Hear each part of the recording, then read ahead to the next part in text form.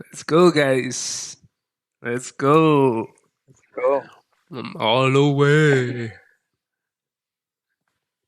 all the way. First debate of the year. Let's go. This is True Defender Night.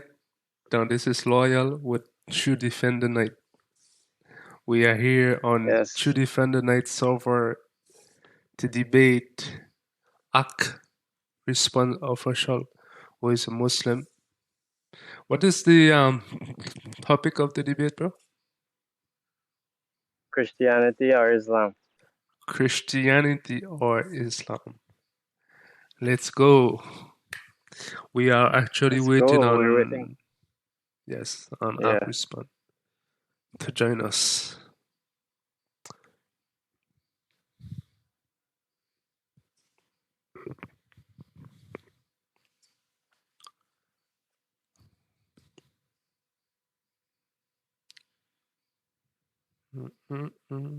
He went online, but he went off like away. Probably he's preparing. He's preparing his PDF file.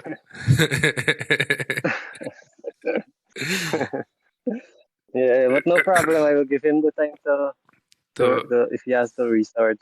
Yes. We have a lot of time here, so that's cool.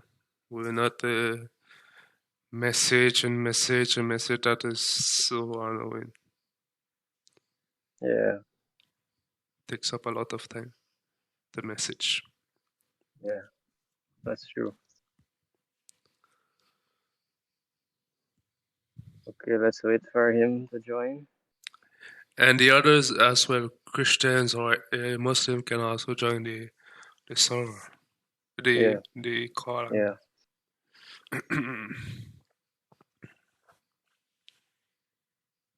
I would invite some of my friends if you don't mind.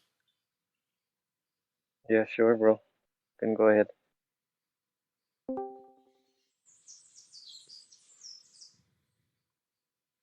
Hello there, brother. Good to see you. It's okay if you can't speak, but you can listen. Hello, my brother. We are waiting.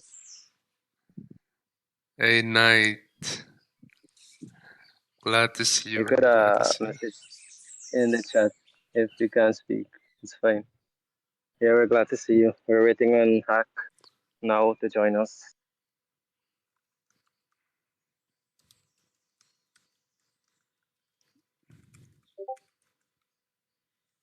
Okay. Yeah, he says he's at work, but he will listen. Yeah, that's fine.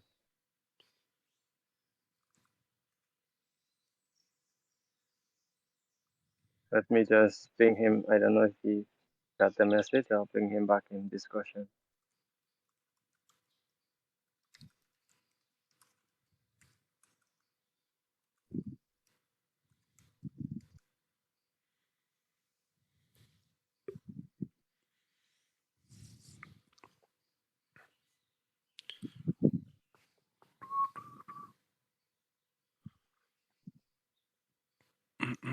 Yeah, I'll just have to wait. Probably he's still preparing.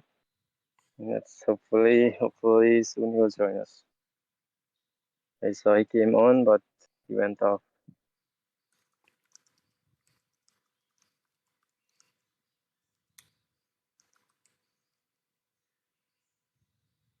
But yeah, this is pretty easy because the truth will always prevail, and we don't have anything to fear.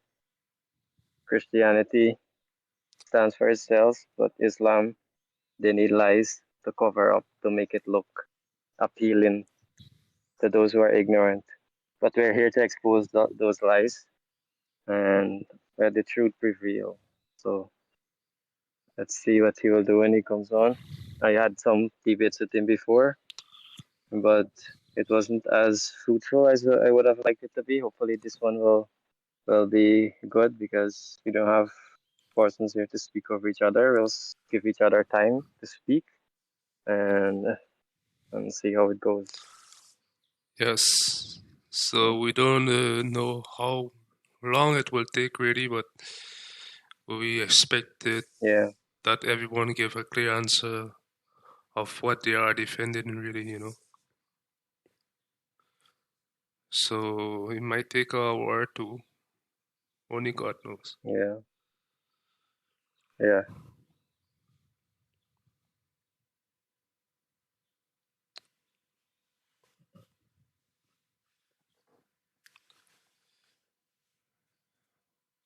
Et Night, mon Yeah, frère, I see.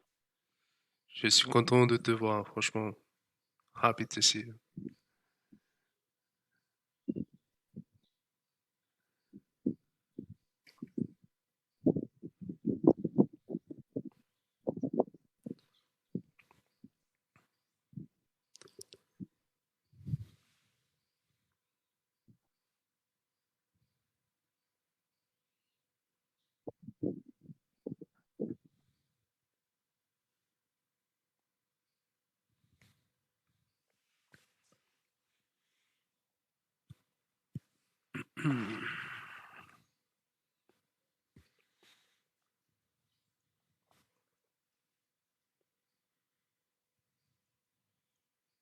Yeah. Smiley said he messaged him. He's waiting on him. Probably he's setting up his stream. He said he wanted to stream it or record or something. So maybe he's setting that up. Probably, yes.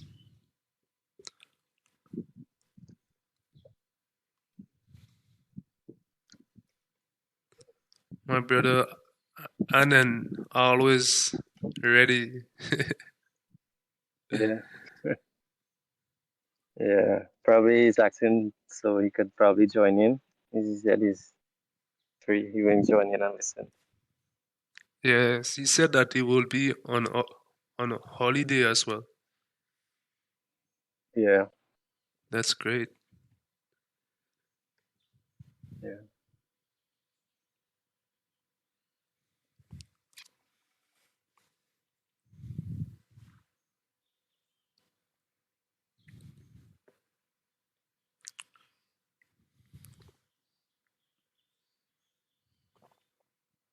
Yeah. He's not on. He went on and off.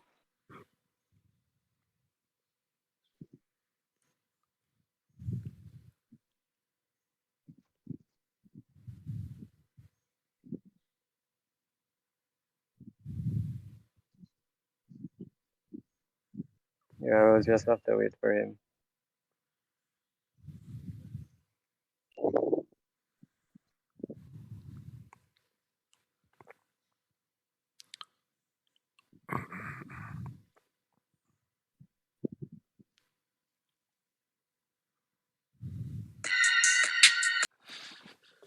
Yeah, it's okay. Yes.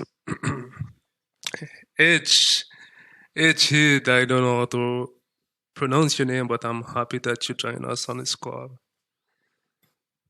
Yeah, yeah. He could listen, and maybe at the end he could if he wants to speak, he could speak when we're finished with the debate with Hack. Yes.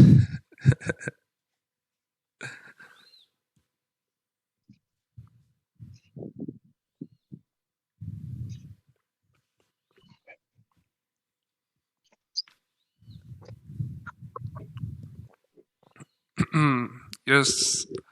I was listening what you were saying. Yeah,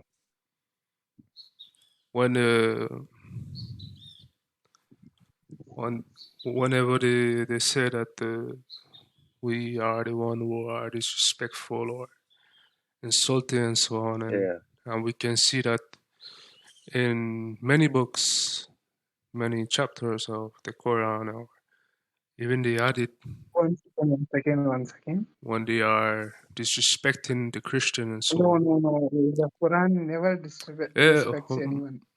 You see, Quran never at all. If you have really read the Quran, you would understand brother. that it will never disrespect anyone, except the It's okay. disbelievers. We will show that. We will show the reference. We will go it for it Hack, and then you could. Okay. Let you could. Hack come. Yes.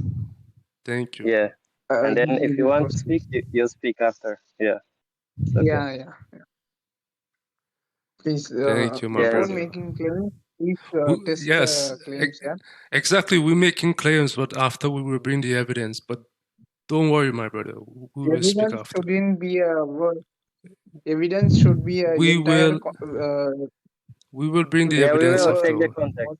We will. We'll I'm bring leaking scholars. in We'll which bring hadiths. We'll bring the Quran. It's okay. Don't worry. hadith. We're just Once again, with the context. With the context. Okay. We who will gives bring the the context? context. Who gives the Don't worry. context for the With, Quran? Who gives the context for the Quran? Just want to hear this from you. no, you. Me or you? Or someone today who born yesterday or With the born 50 context. years? Don't worry. Don't worry. The So you context. don't know about the context, huh? Who gives the context? I'm just asking you. Answer me. Who gives the context of the Quran? The context is how to say in English, yeah. No, we don't ask you what is the context. We ask you who give. Who? Where do we find the context? Where? Who give From it? the okay. From the scholars Yeah. and from the hadith. Yeah. Okay. Well, Hadith definitely which we'll be are not pulling that up. in Yeah, sure. okay. Yeah. Okay, let's wait on Hack now. I don't know where he's at. I can't see him online. Maybe I'll just ping him again.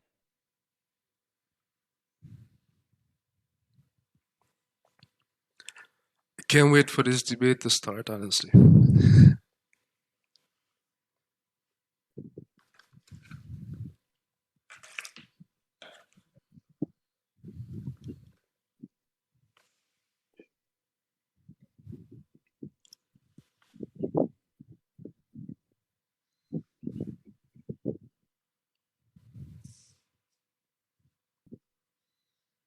Okay, I just sent him another message.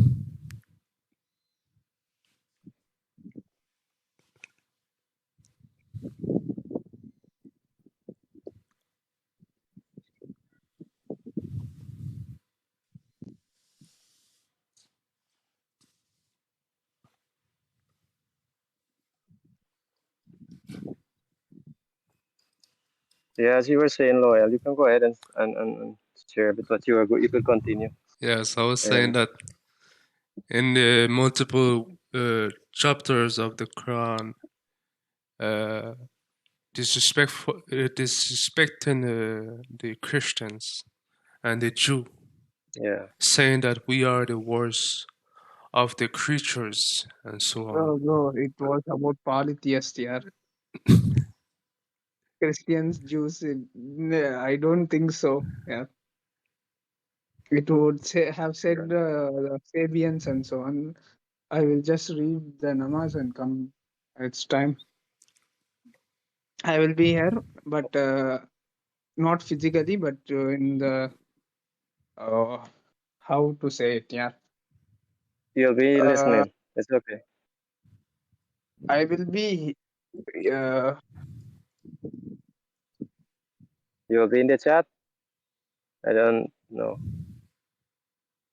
It's okay.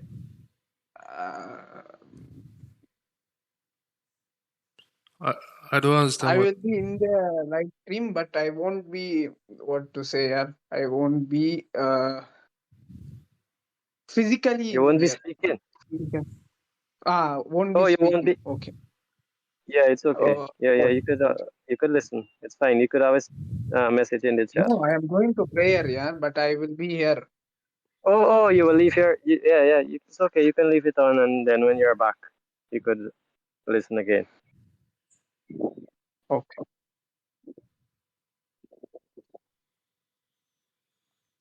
Yes. So don't worry, we will bring the proof. We'll show you from your own Quran books how we Christians have to submit to your religion. If we don't, we will be killed, put to death, slaughter, exactly. and so on.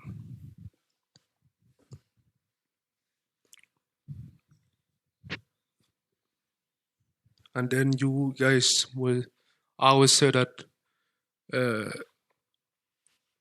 Islam teach you guys to respect other religions, teach you guys to respect Christianity and so on, but I don't know where do you find that, honestly.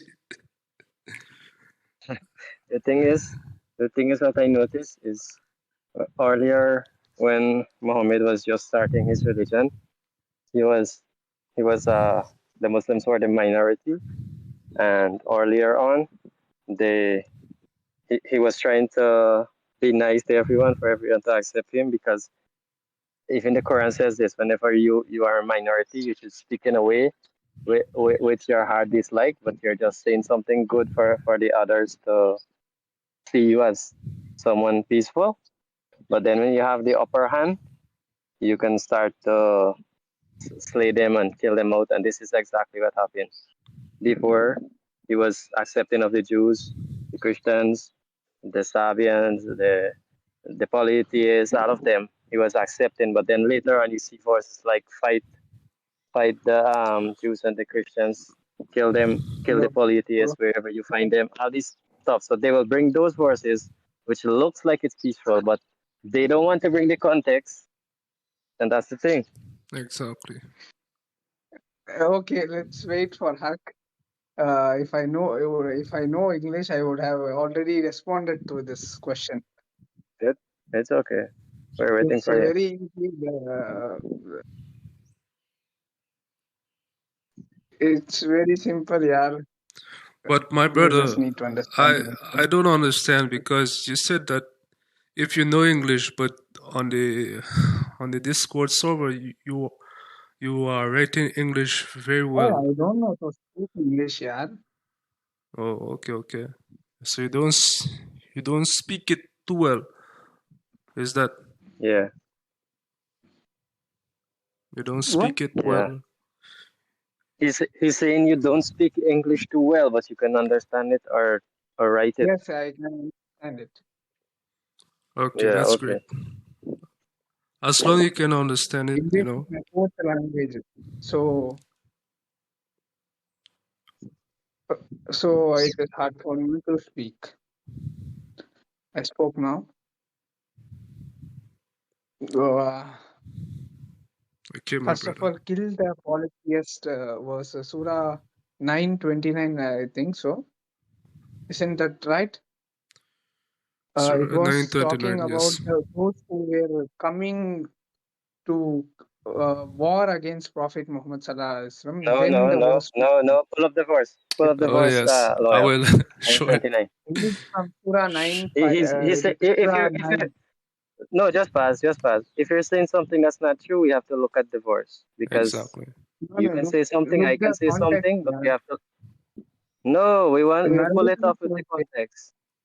Hold on. We'll pull it up There. with the Hold context. on, my brother. We will pull it onto the Okay. context. We'll give you the Take context. your time. We have the time. We have the time. Someone joined. Probably he brought his moderator, I think. That's cool. Okay, That's I cool. will just go read the namaz. Until okay, you read the context. Until then, I will read namaz and come. Okay. Yeah, it's okay. Okay. What's the guy that joined us?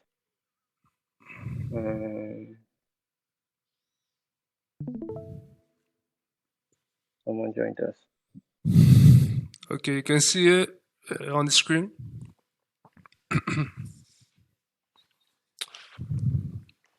Let me read it for you. Yeah, you're sharing the screen. Yeah, sure. Fight against such of those who have been given the scriptures as believe So not I in told you Allah I was nor the going last to read days. namaz, right? Please shoot, my brother. And forbid not that which Allah had forbidden by his messenger, and follow not the religion Okay, of why truth. are you reading verse by Until, verse, yeah? please, Read my from brother, the I'm start, yeah? speaking, I'm reading, please. Until they pay Just the let him read the verse. tribute rightly, being bought low. Well, Is it is a book, yeah. Read it from the first. let us speak with respectful. I saw a hack. Let us be So, respectful, please. Hak is here. Welcome. Go from the back Welcome. so that he may understand as well. Welcome, Ak. Oh, Yeah, okay. yes, Hak. Welcome to the debate. Okay. You One can second. you can speak. You can mute your mic. No, I was talking to the other guy. Hak, you could speak. Okay, so sorry if I'm actually late or I'm actually. You invited me because I was doing my dinner and I was late, so no problems. It's We okay. can start the debate. Okay. The terms are like this: that you will get 5 minutes to present your points, and I'll get 5 minutes to present my points, and after that, 5 minutes to rebuttal, and I'll get 5 minutes to rebuttal. So yeah, I give you the first chance. Go ahead. Present your points for Okay. Islam being. Wait. I need to make a point as well. So if I'm saying something which is not truthful, then you have the right to stop me and show me the reference and prove that I'm saying something not true, and I have the right to do the same to you. But you have whenever you're speaking, I will not interrupt you unless you're making a false claim or statement. Then I will just stop you to show the reference. Will that be okay with you? And we can actually refute the claims made in our 5 minutes of presenting the points. We can have after that, we have 5 minutes for rebuttal. There we can refute the points. So yeah, it Oh. should be not like you, when you're speaking, I interrupt you, and I'm speaking, you interrupt me. So it will get clumsy. So that's why if you go like this, it will be better. So yeah, Yeah, it's I okay. give you the first But chance. yeah. You can. Okay, so the topic is Christianity or Islam, which is the truth, and we're here today to present that Christianity is the truth and that Islam is false and Muhammad is a false prophet, and we will examine the Quran to show that what Muslims say and speak of Islam is not truth, and that they say that Islam is peace and it's a religion that's best for mankind, but we will see that these are not the morality and teachings that every human should follow. If we follow the teachings of Islam, then there will be corruption and it is evil, and there's no peace. As they said, there is peace, but we will look at. Yeah, you could pull up the same verse, my brother, that you were sharing the screen, loyal, Okay. and we could present that Sure. point. Yeah, because they're saying that you cannot attack anyone or fight anyone in Islam, that you respect other religion and you respect their belief, but we can clearly see from this verse that you're sharing here, 9:29. Surah 9:29. Surah It 9:29. says, yeah, you can read it. It says, "Fight against such of those who have been given the scriptures as believe not in Allah nor the last day, and forbid not that which Allah hath forbidden by his messenger, and follow not the religion of truth until they pay the tribute readily being bought low." Okay, so it's saying we should fight them for what reason? The reason is because they don't believe in Allah, not because they are warring against Muhammad. The Muslim twist this, and they don't want to take the context, and they say this is about those who are fighting against Muhammad. But we can see clearly from this verse that those who do not believe in Allah or the last day and forbid not that which Allah had forbidden by his messenger and follow not the religion of truth. So because they're not accepting Muhammad, he will fight them, he will kill them. We will look at the other references. But if they pay him money, they pay the tribute and being humiliated, brought low, then they can live. So he's after money, he's after to kill them if they don't accept him, and if they don't pay, they die. If they pay, they can live. This is it. And you can go ahead. I don't know if 5 minutes is up, but you can take it from here. Tak.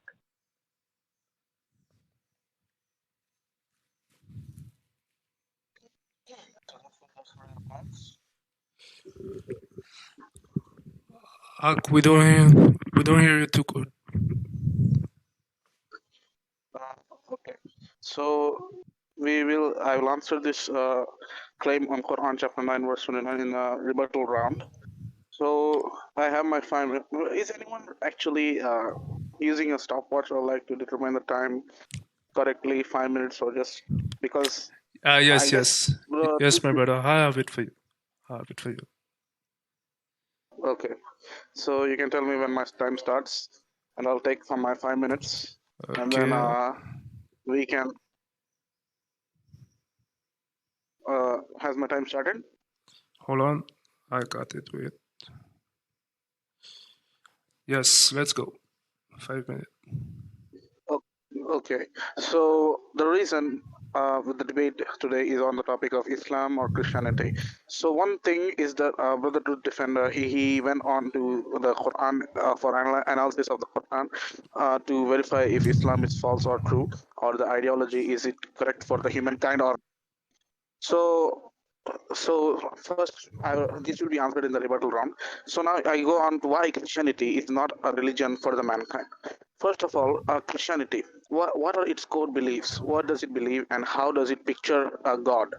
For example, in Christianity, we find first thing why Christianity cannot be a God-taught religion, because one thing Christians believe that in the Christian ideology or in the religion, they believe that one thing that God became equal to His creation. Second, that God actually was overpowered by death. Second thing, that God was actually ignorant of certain things, and I'll go with one by one. First of all, they say the Christianity ideology. It says that God became equal to His creations for one reason: to forgive the sins.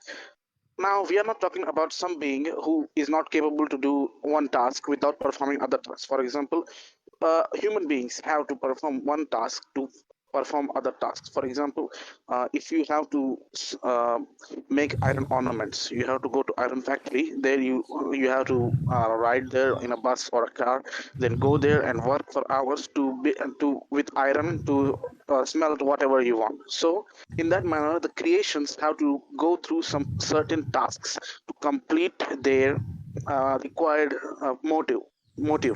But God is, we are talking about someone who is all powerful. God is all powerful and all knowing, and for the forgiveness of the sins, He turns Himself into His creations. And in the Bible we read that God actually emptied Himself and to become a creation. So He emptied Himself of what?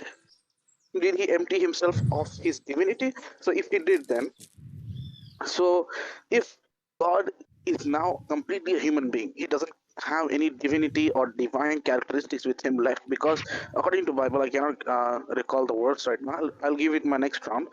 So it says that God actually emptied Himself to become the creation, to become like a human being.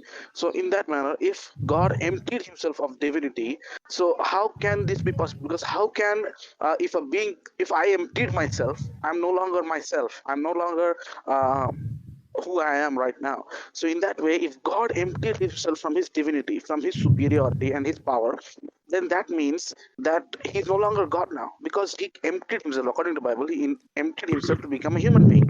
So now He changed from being a divine being, from the all-powerful, to a simple human being, which means that He's no longer a human, no longer God, because He emptied Himself, first of all, and now He doesn't even possess the powers which He had, because in Bible we find many places in John 17 verse 3 as well, where Jesus actually praises the God the Father.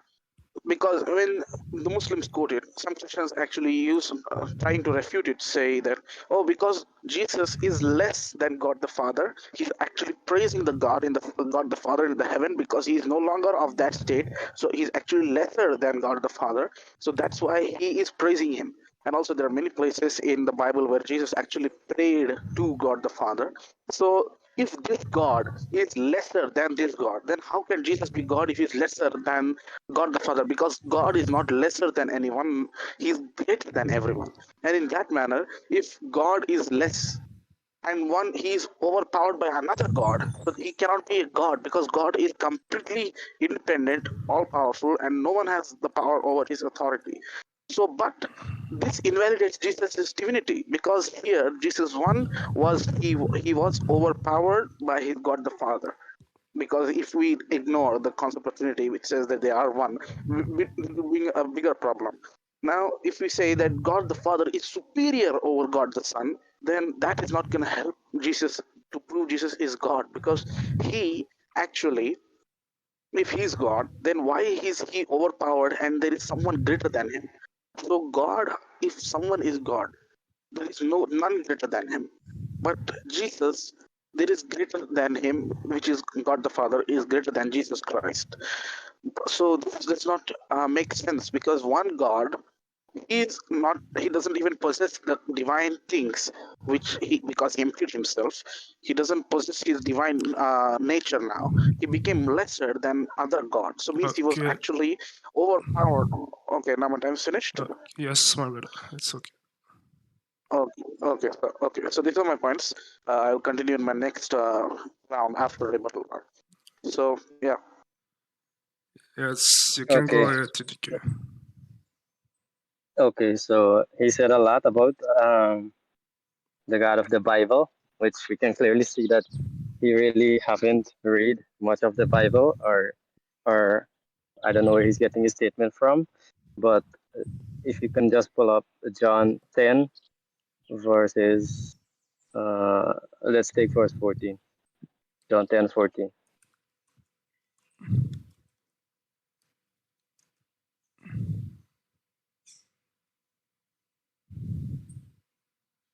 Okay.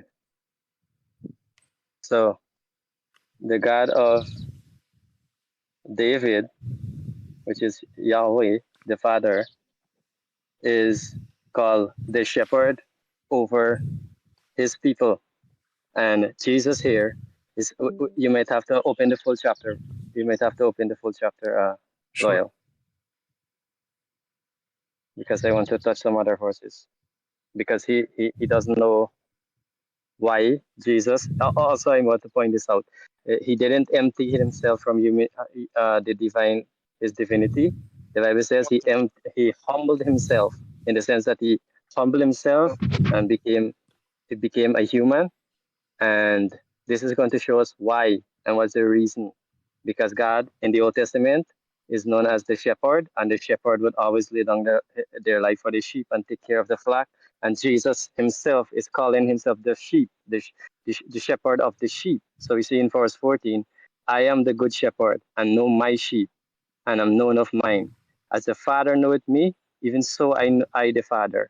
And I lay down my life for the sheep. This is not like God becoming a man and losing his divinity. He became a human for a reason, for us. He loved us and he cared for the sheep. So it's not like someone coming and taking the life of Jesus and he can't do anything about it. We will see what Jesus says himself, not what Muslims make the claim that Jesus says.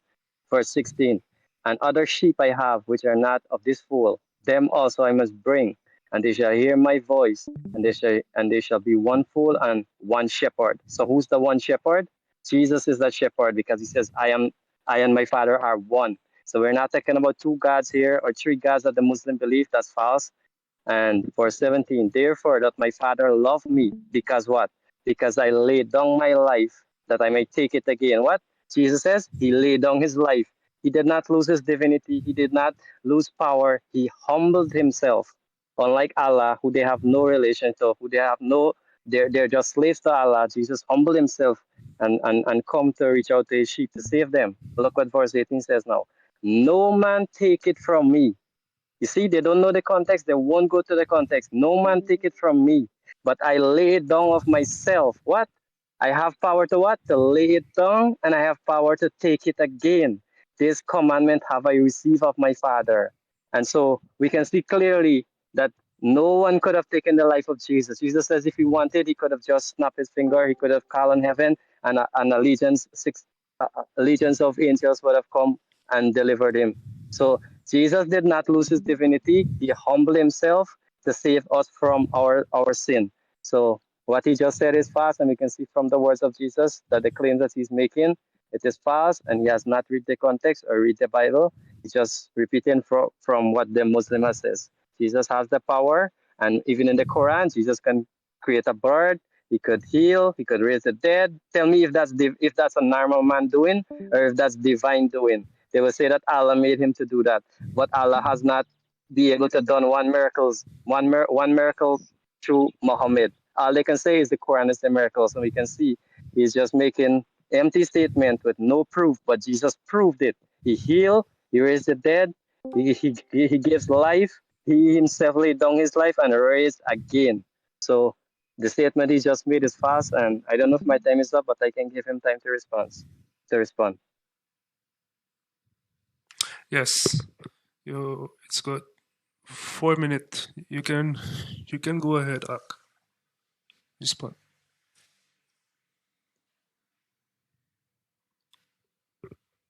Ak, are you there? Yeah, okay. Okay. So his points are completed. Now my turn for rebuttal, right? Yeah, you can respond to him what he said. Okay. So actually, in the rebuttal round, I'll actually respond to the first claim he made. Then later in my next rebuttal round, I'll do that. So he actually brought up a verse, which is Quran chapter 9, verse 2, verse 29. Actually, Yes, it's right on the screen. It's right on the screen. Yeah.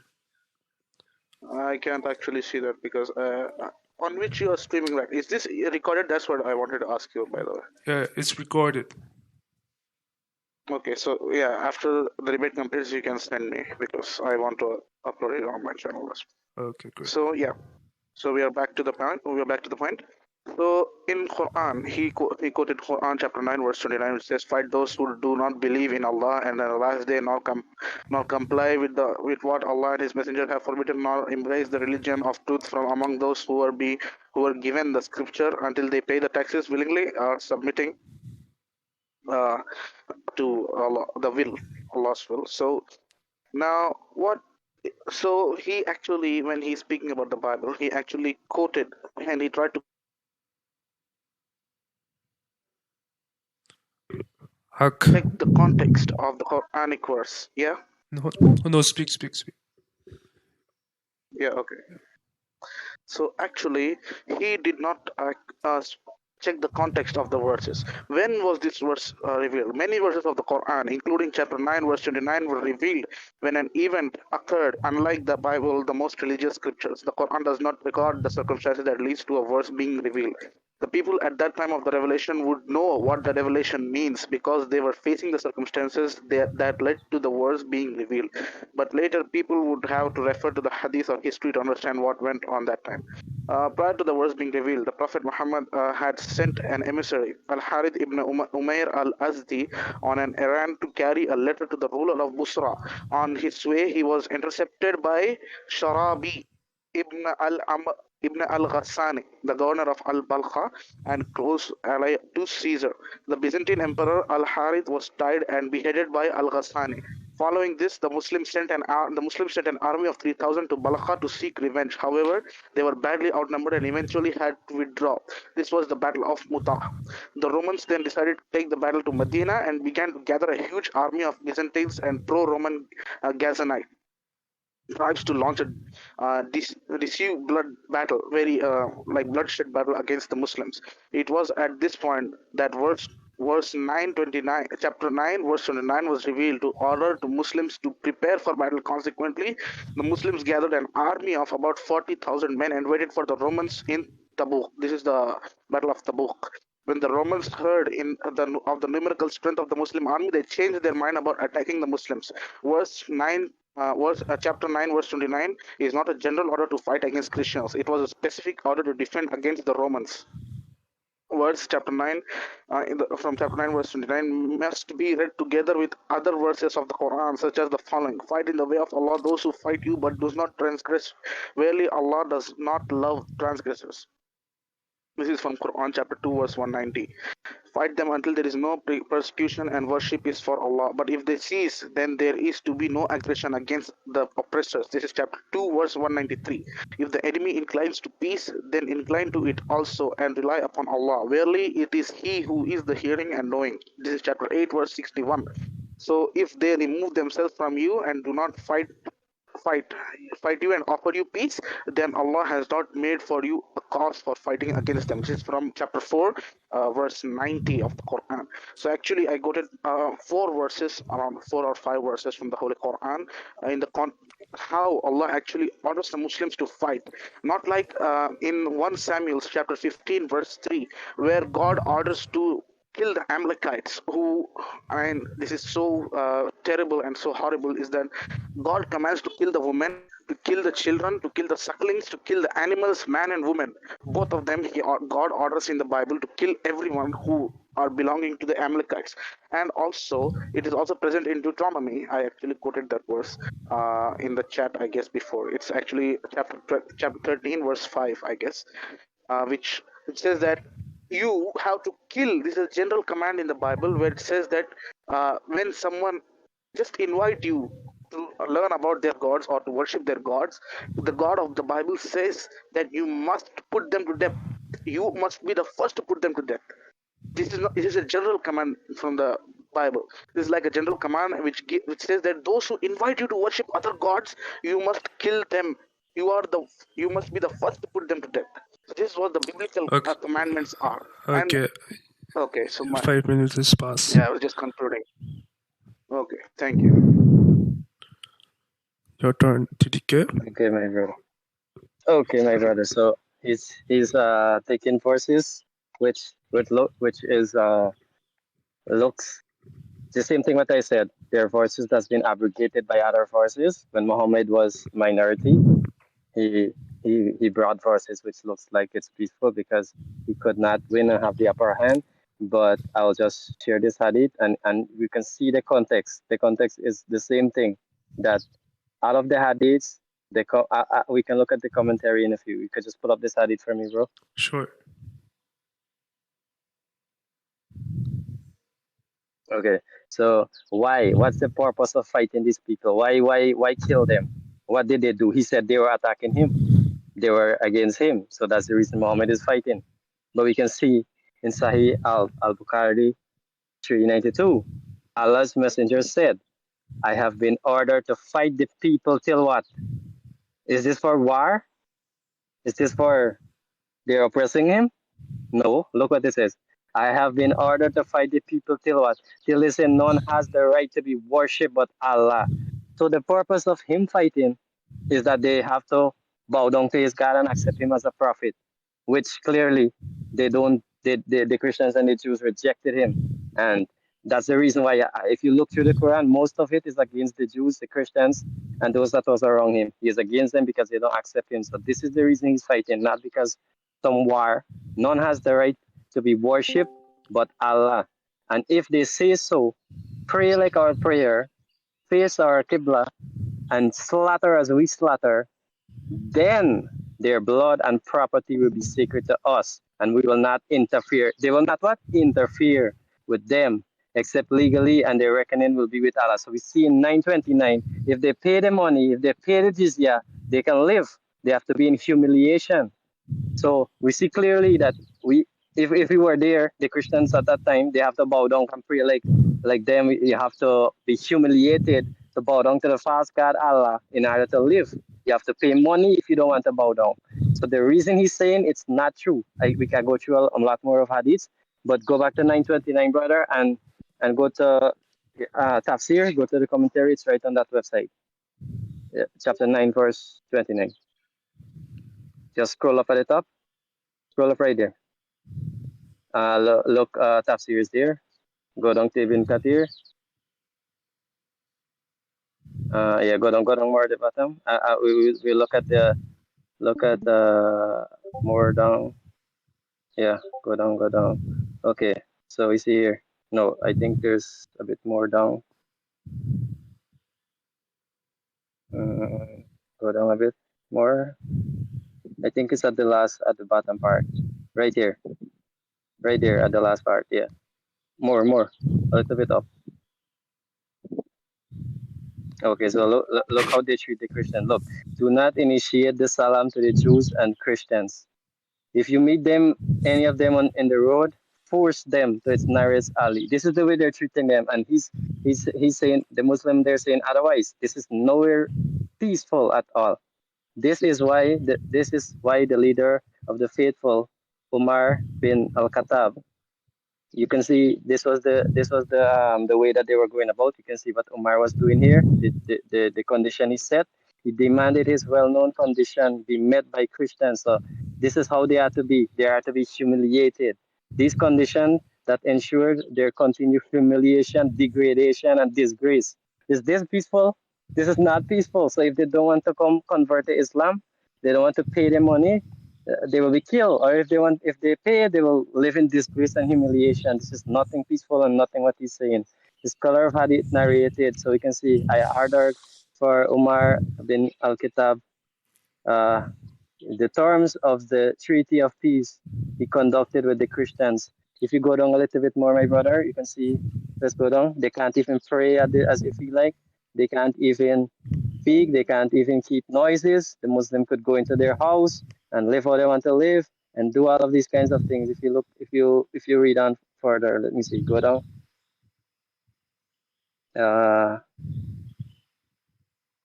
Okay, yeah, they can't even dress like them. This is like they have to be humiliated. They look at the part there. We will not sound the bells out in our churches except discreetly, or raise our voices while reciting our holy book inside our churches in the presence of Muslim, and a lot more of things humiliated. So if you go in and look at the context of their tafsir and their explanation, this is not about the Christians fighting against the Muslim. This is the Muslim fighting against the Christian, as we can see from the previous hadith, that if they don't submit and accept him as a prophet and accept Allah, the false God, that they will be killed, they'll be slaughtered, and they will not live. So what he's saying is false.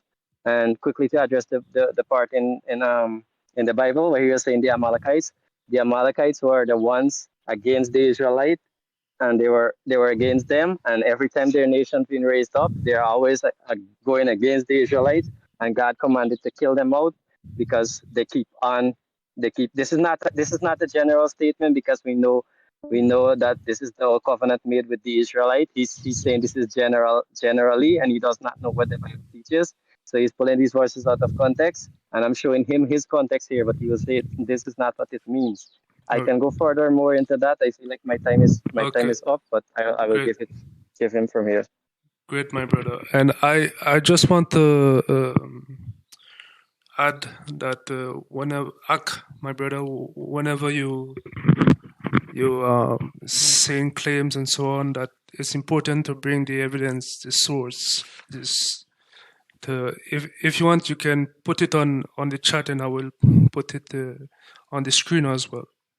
So it's important to bring the source, the evidence, so we can see what are you saying, if it is true or not. Because DDK did exactly the same. Like whenever you bring up an argument, you bring up the source, as we can see online and so on. So let's do that and continue this debate. Ak, it's your turn. Yeah, okay. So, through the different, first of all, you told me to bring some evidence. I'll do that. So, actually, he opened Tafsir ibn Kathir to actually prove something, and he said something like Muslims are allowed to humiliate them and to raid them, and etc. etc. But the hadith, I'll go on from the hadith. First of all, in hadith Sahih al-Bukhari, hadith 392 is quoted. These were the words told by the Prophet when they were actually, again, they were living for war. These types of hadith are also repeated in Sunan al-Tirmidhi 1408, where the Prophet says, "Go forth in the name of Allah and in the way of Allah. Fight against those who deny. Go forth and do not plunder nor commit treachery.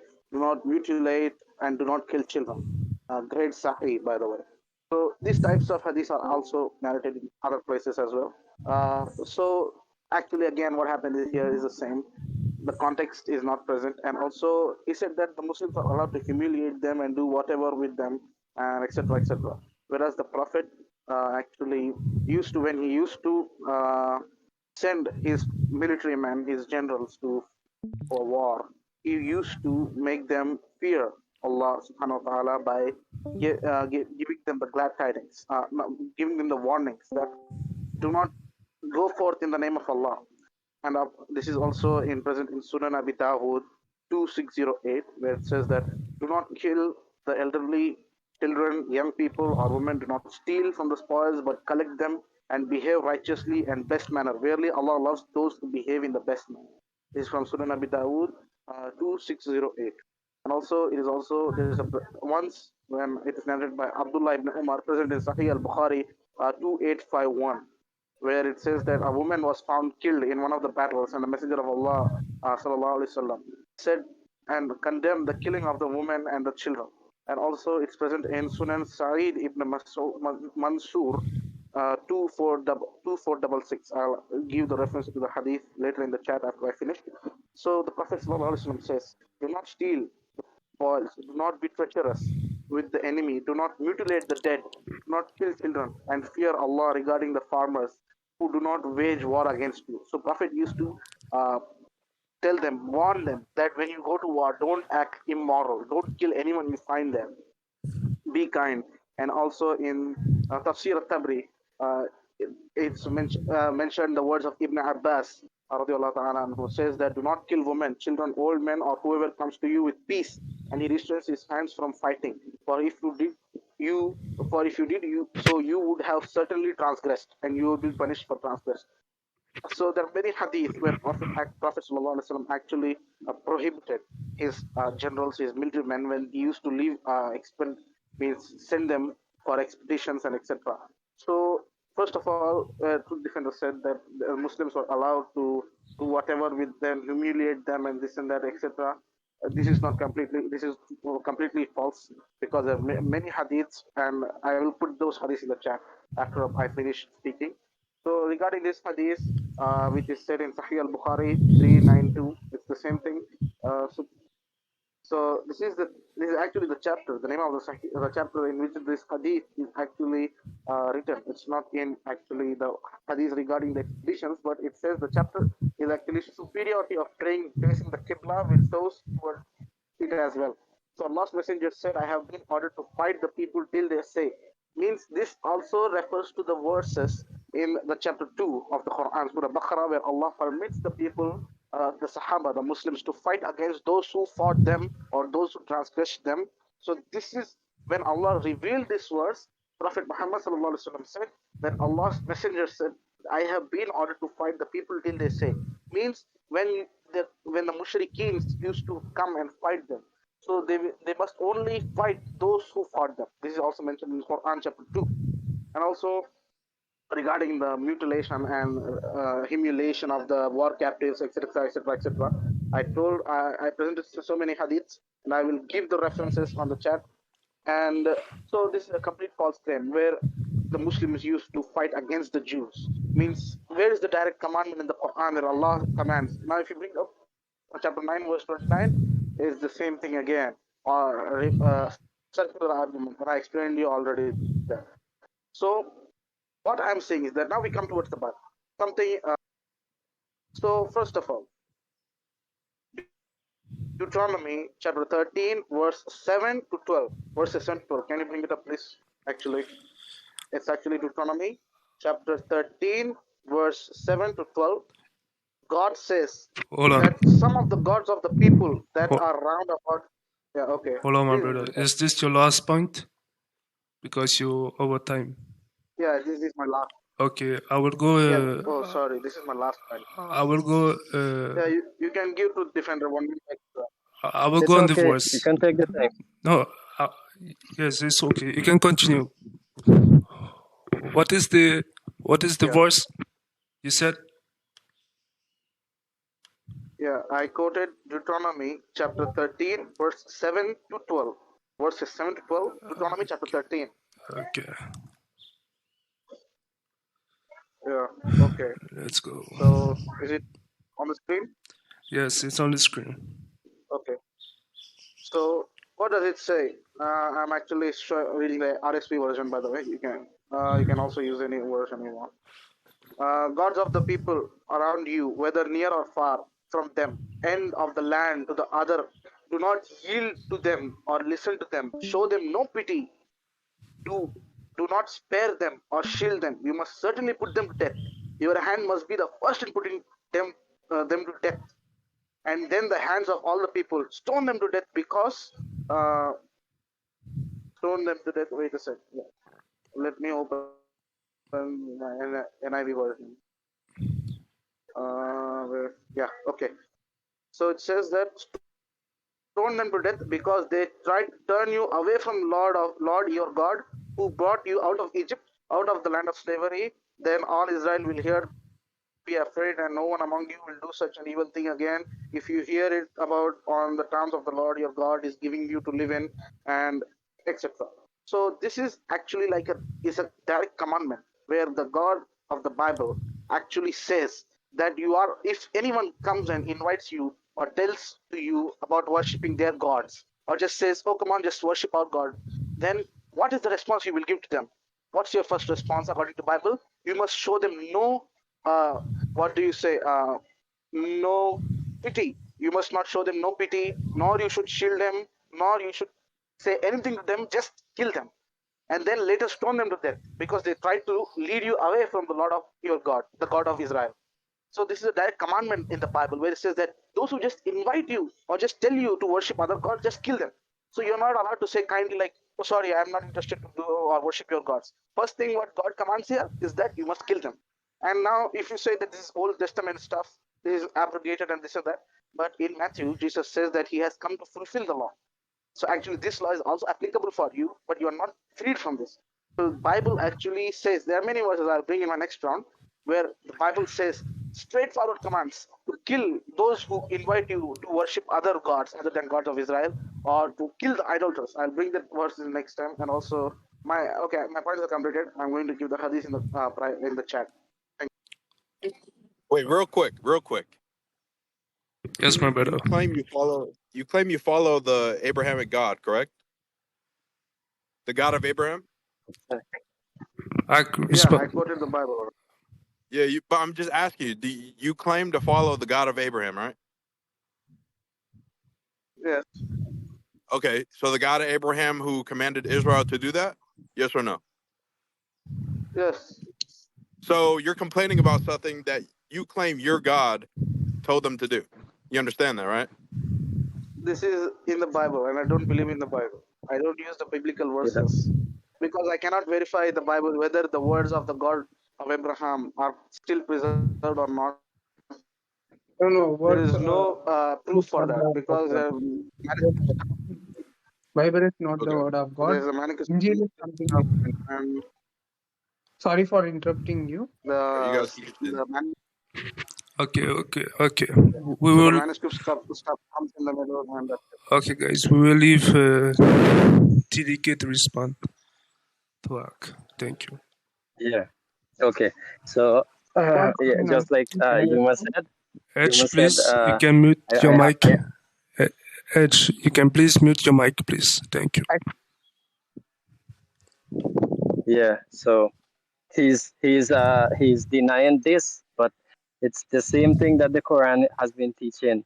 I will just have to look up the verses. I will post it in a few, but this is the Israelites is separated, and the only people that God was preserving. The rest of the people were against God and against the Israelite. They were actually going against them in war and all these things. And he says he believed in the God of Abraham, which command the same thing that Moses commanded them to kill out every one of the people into the land of the promised land that God promised them, and they refused. And Allah punished them because they refused to kill. So I will pull up that verse shortly. But you see, the thing is, right now what's happening, it's going in all these directions, and he's making so many points. That's why I would have wanted it to be for us to zoom in on one place, because let's say, for example, you already went back to Surah 9:29, and he brought up some verses which is not true. Muhammad has been commanded to he's the best of mankind. I will pull up that hadith as well. The best of mankind, to bring the people with chains around their necks. So let's pull up this hadith, and then we'll go back to the Bible, because I can't address all of these things, and that's why I would have wanted it to be to be for us to go back and forth, which would have been better. I don't know if you would agree with that, but let me just pull up the hadith. Just give me a minute, Sure. and then I'll go to that point that he made.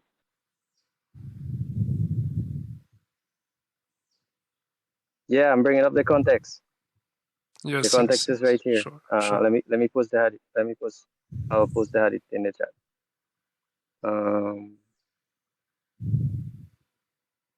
Yeah, bro, you could pull it up on the screen. You see, I don't mind giving him my time. I want us to zoom in on one thing, because he went on 5 minutes going in all these directions, and I can't cover it all at once. So let's pull this up. So look what it says here. You are the best of people ever raised up for the that's in the bracket. That's not there. You are the best of people ever raised up for mankind. Surah 3:110. The best for mankind are those who bring them with chains round their neck till they embrace Islam. What is this? We should say it's contradicting, but he will say no, it doesn't mean that. So what will he do now? He will just go and quote something which he's taken out of context, because those verses were revealed earlier on when Muhammad was minority, and he's bringing them to apply it to verses that came after. So those verses are abrogated by those verses that which came after, to kill them and slaughter them wherever you find them. Just to kill the polytheists, kill them wherever you find them. So we can see here the reason and why they are the best of mankind. They're the Muslims. So we can even see what he does to the Muslim. We'll go further into that. The best of mankind are those who bring them with chains around their neck till they embrace Islam. And that's in the bracket. That's their the sub narrator is given their interpretation there. So the reason why he's going to fight them, why he's the best, is because they don't accept Islam. It's not because they're warring against him or having all these things. And I will pull up the verses for the one that I quoted about the same teaching that he's refusing in the Bible. It's in the Quran. He could go ahead and speak, and I'll just pull up that verse. Okay, Ak, you can speak. For the meanwhile, you can speak while you're searching for the verse. Yeah. Okay. So it's my turn, right? Yes, you can speak for the Okay. meanwhile. So,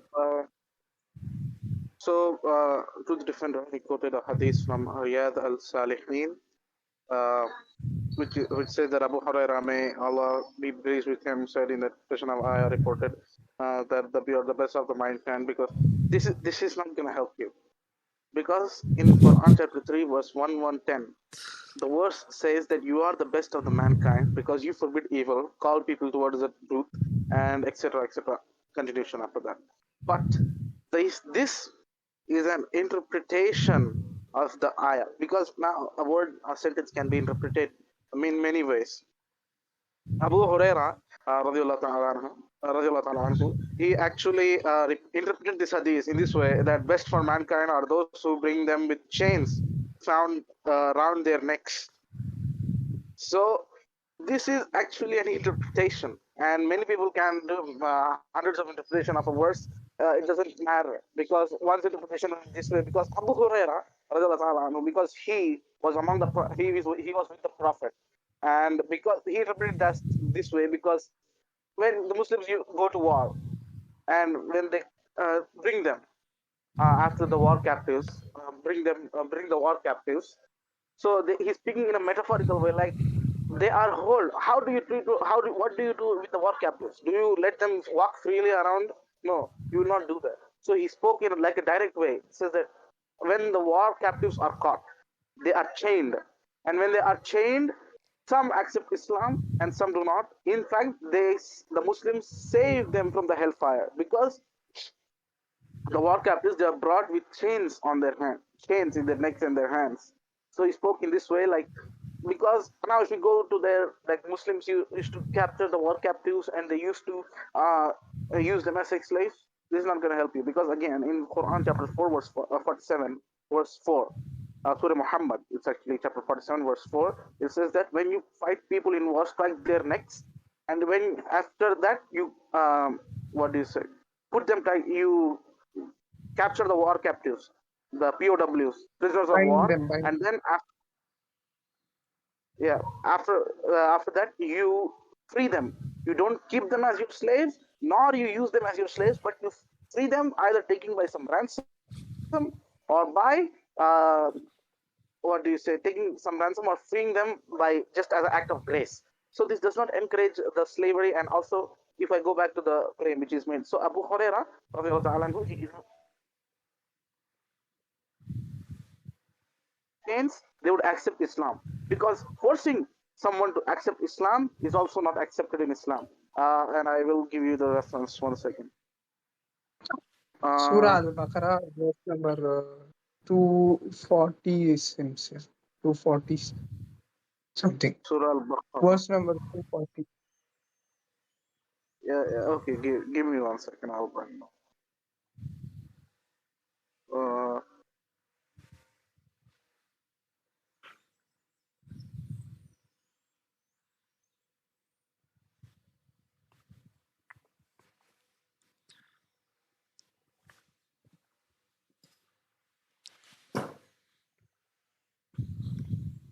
TDK. Yes, brother. I have the verse here. Okay. Whenever he finish. Yeah, but he's just moving all around and saying it doesn't mean that, when this is what it means. Just like I saw my brother Yuma pointed out, even the Iraqs will cry out and says, "Look, a Jew or a Christian is here, kill them." The whole point of Muhammad is going against the Christians and the Jews. He spread hatred among them. He killed them. He made them to be humiliated. We're showing all of the references. But his point is saying, no, it doesn't mean that. And he's pulling up another verses, which is not in the same context or in the same timing, as I pointed out. So I don't know where he's going next, but I will pull up the verses from the one that he will soon reject as well. If he say it doesn't mean this, the same thing that he reject in the Bible, it's in the Quran. And I don't know if you want to pull his reference first, and then I can go after.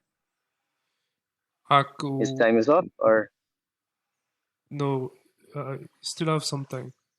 Hak. Yeah. He was, but two different actually speaking. So no, you can go ahead. So I was actually, I was bringing up that with this hadith, he's actually interpreting in that way, like Muslims actually force the people, bringing them in chains to accept Islam, whereas this is not even a practice in Islam, where Allah Subhanahu wa Taala commands us in the Quran, chapter 4, verse 135, says that, "O you who believe, stand up firmly for justice as witnesses to Allah, even as against yourself, for your parents or your kin, and whether it to be against rich or poor, for Allah can best protect both. Follow not your lusts of your hearts, lest you are sever. And if you distort justice or decline the justice where the ayat says that you who believe, uh, you who believe, stand firmly for Allah as witnesses to fear this feelingly, and let not the hatred of others whom you make you sever to wrong and depart from justice. Be just. This is next to pity, and fear Allah, for Allah is well acquainted and with all that you do." And Islam does not command us to enjoin good and prohibit bad, but the use of the word force sounds off-putting. So this thing in these verses, Allah Subhanahu wa Taala says in chapter 5 verse 8, Allah Subhanahu wa Taala straightforwardly says that if even you have hatred for others, if you have hatred for the Jews or the Christians or the pagans who made you leave your town, don't skip, don't act immoral, be on justice and be just. And if you do something wrong, Allah is all aware of what you do, and you will be asked, and you will be held account of that. So actually, this hadith cannot prove anything for you. This is just one of the interpretation that Abu Huraira did, and he spoke in the way like when the prisoners of war they are caught, some accept Islam, so in that way they are free from the hell. So this is how it works, and you took it somewhere else. trying to Okay. prove. Actually, Okay, my brother. Quran, Thank you. Surah H, 256 states, H, please. there can be no compulsion in H, religion, actually. can you mute, please? Brother Hedge, wait for. Yeah, I'll give you just 5 minutes. just wait. You will get to speak after we finish. So yes, brother. You could pull up Surah 5, chapter 5, verse 21, and we'll see the same story. It's the same story in the Quran as well. When they're going into that to kill the people living in that land. Surah 5, 21. You can take it from there. 5, 21.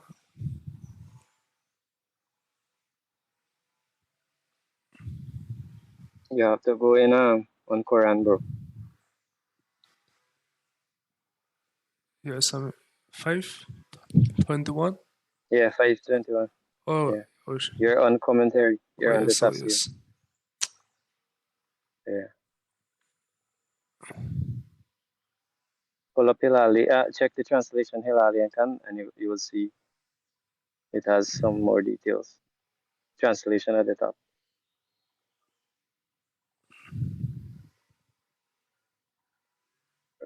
Check. Go to translation, bro. And Hilali and Khan. Good. So this is the same story that happened in the Bible, where Moses, God was telling him for them to enter into the promised land and slay out all of the people there. Joshua was there, who went over and killed all the people. This is the same story. He says, "Oh, my people, enter the Holy Land." That is in bracket Palestine that they call today, but that was the Holy Land that God promised the Israelites, and which Allah has assigned to you, and turn not back and fight. For then you will be returned as losers. So if they don't want to go and kill those people, they will be losers. Go over to the next verse, bro. So we'll see the whole context of what happened. Sure. Verse 22.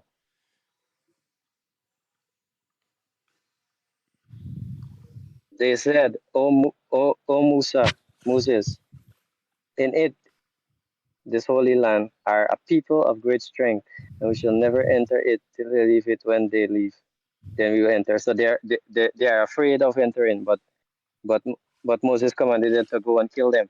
So go to the next verse, bro.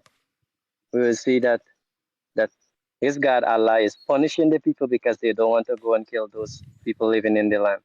Two of those who feared Allah and on whom Allah had bestowed His grace. So it listed those people name. Said, assault them through the gate, for when you are in victory will be yours, and put your trust in Allah if you are believers indeed. Go to the next verse. Because we want to get the context. So you won't say I'm just pulling up verses. Good. They said, O Musa, we shall never enter it as long as they are there. So go you and your Lord and fight, you two. We are sitting right here. So they are refusing to go and fight and kill, to take over the land. The next verse will show us that they will be punished. So Moses said, Oh my Lord, I have power over myself and my brothers to separate us from the people who are. What's happening? Oh, it paused. It's back. So we are separating us from the people who are the rebellious and disobedient to Allah. Verse, the next verse, and it will clarify it here now. Allah said, therefore, it is forbidden to them for 40 years. In distraction, they will wander through the land. So be not sorrowful over the people who are rebellious. So because they refuse to go and kill, Allah punish them. So now he is saying that the Bible is commanding people to kill, but it was for a reason, and he reject the reason because he don't accept the Bible, which the Quran also confirmed the Bible, the scriptures before. Let's go to 1 Samuel chapter 15, verses 2. Sure. And we will see the context why they have to kill and fight. 1 Samuel. Verse 2. Yeah. Okay. You can just, you can take it from, or let's go from first one and read. And the Lord said unto Samuel, how long wilt thou mourn for Saul, seeing I have rejected him, or rejected him from reigning over Israel?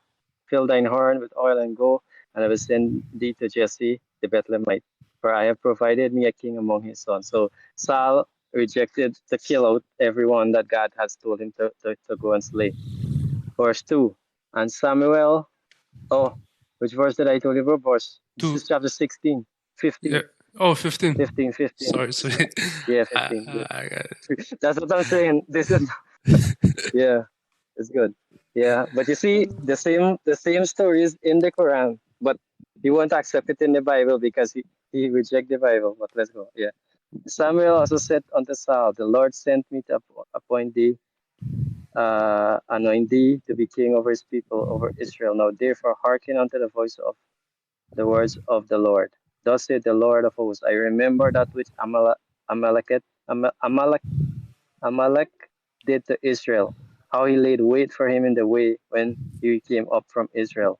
So we see that the Amalekites, they were always up against Israel.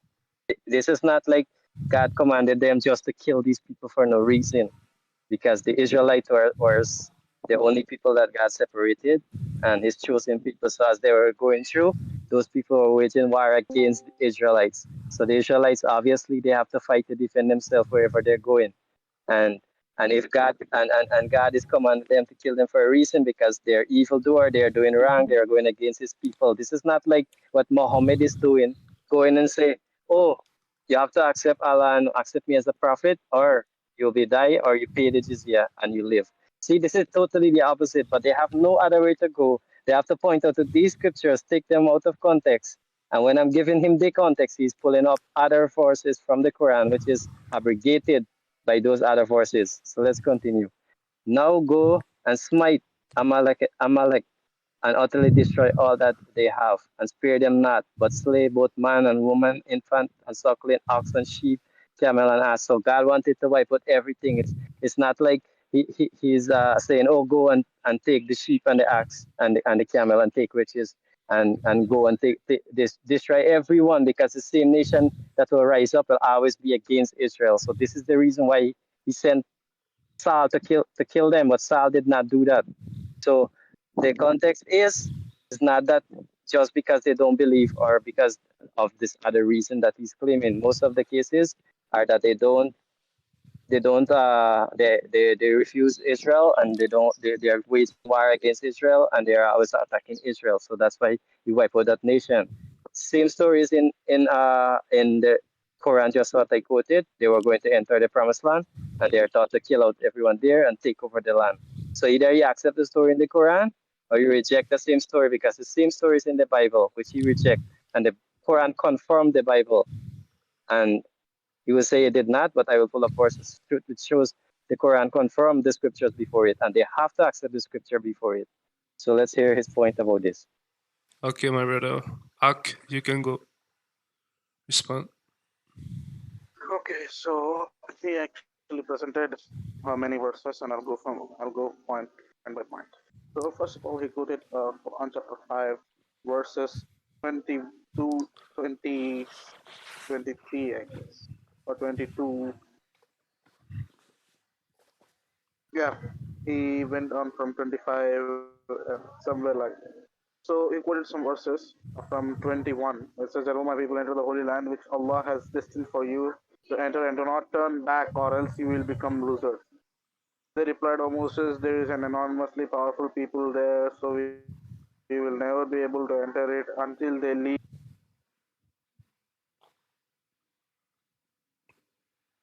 We had been blessed by Allah. Said, "Surprise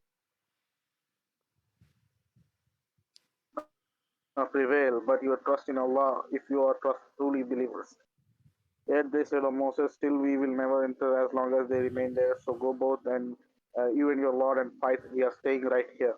Moses pleaded, my Lord, I have no control over anything except my people and my brothers, so set us apart from the rebellious people. And Lord replied, this land is forbidden to them for 40 years, during which they will wander through the land. So do not grieve for the rebellious people, and relates to them of no prophet to okay. So here, until here, he quoted the verses.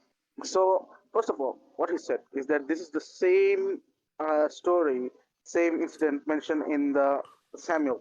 Okay, that's the correct thing. That this is the speaking Not of the same Samuel. incident. Not, wait, What just happened let me in pass you. the No, let me pass you.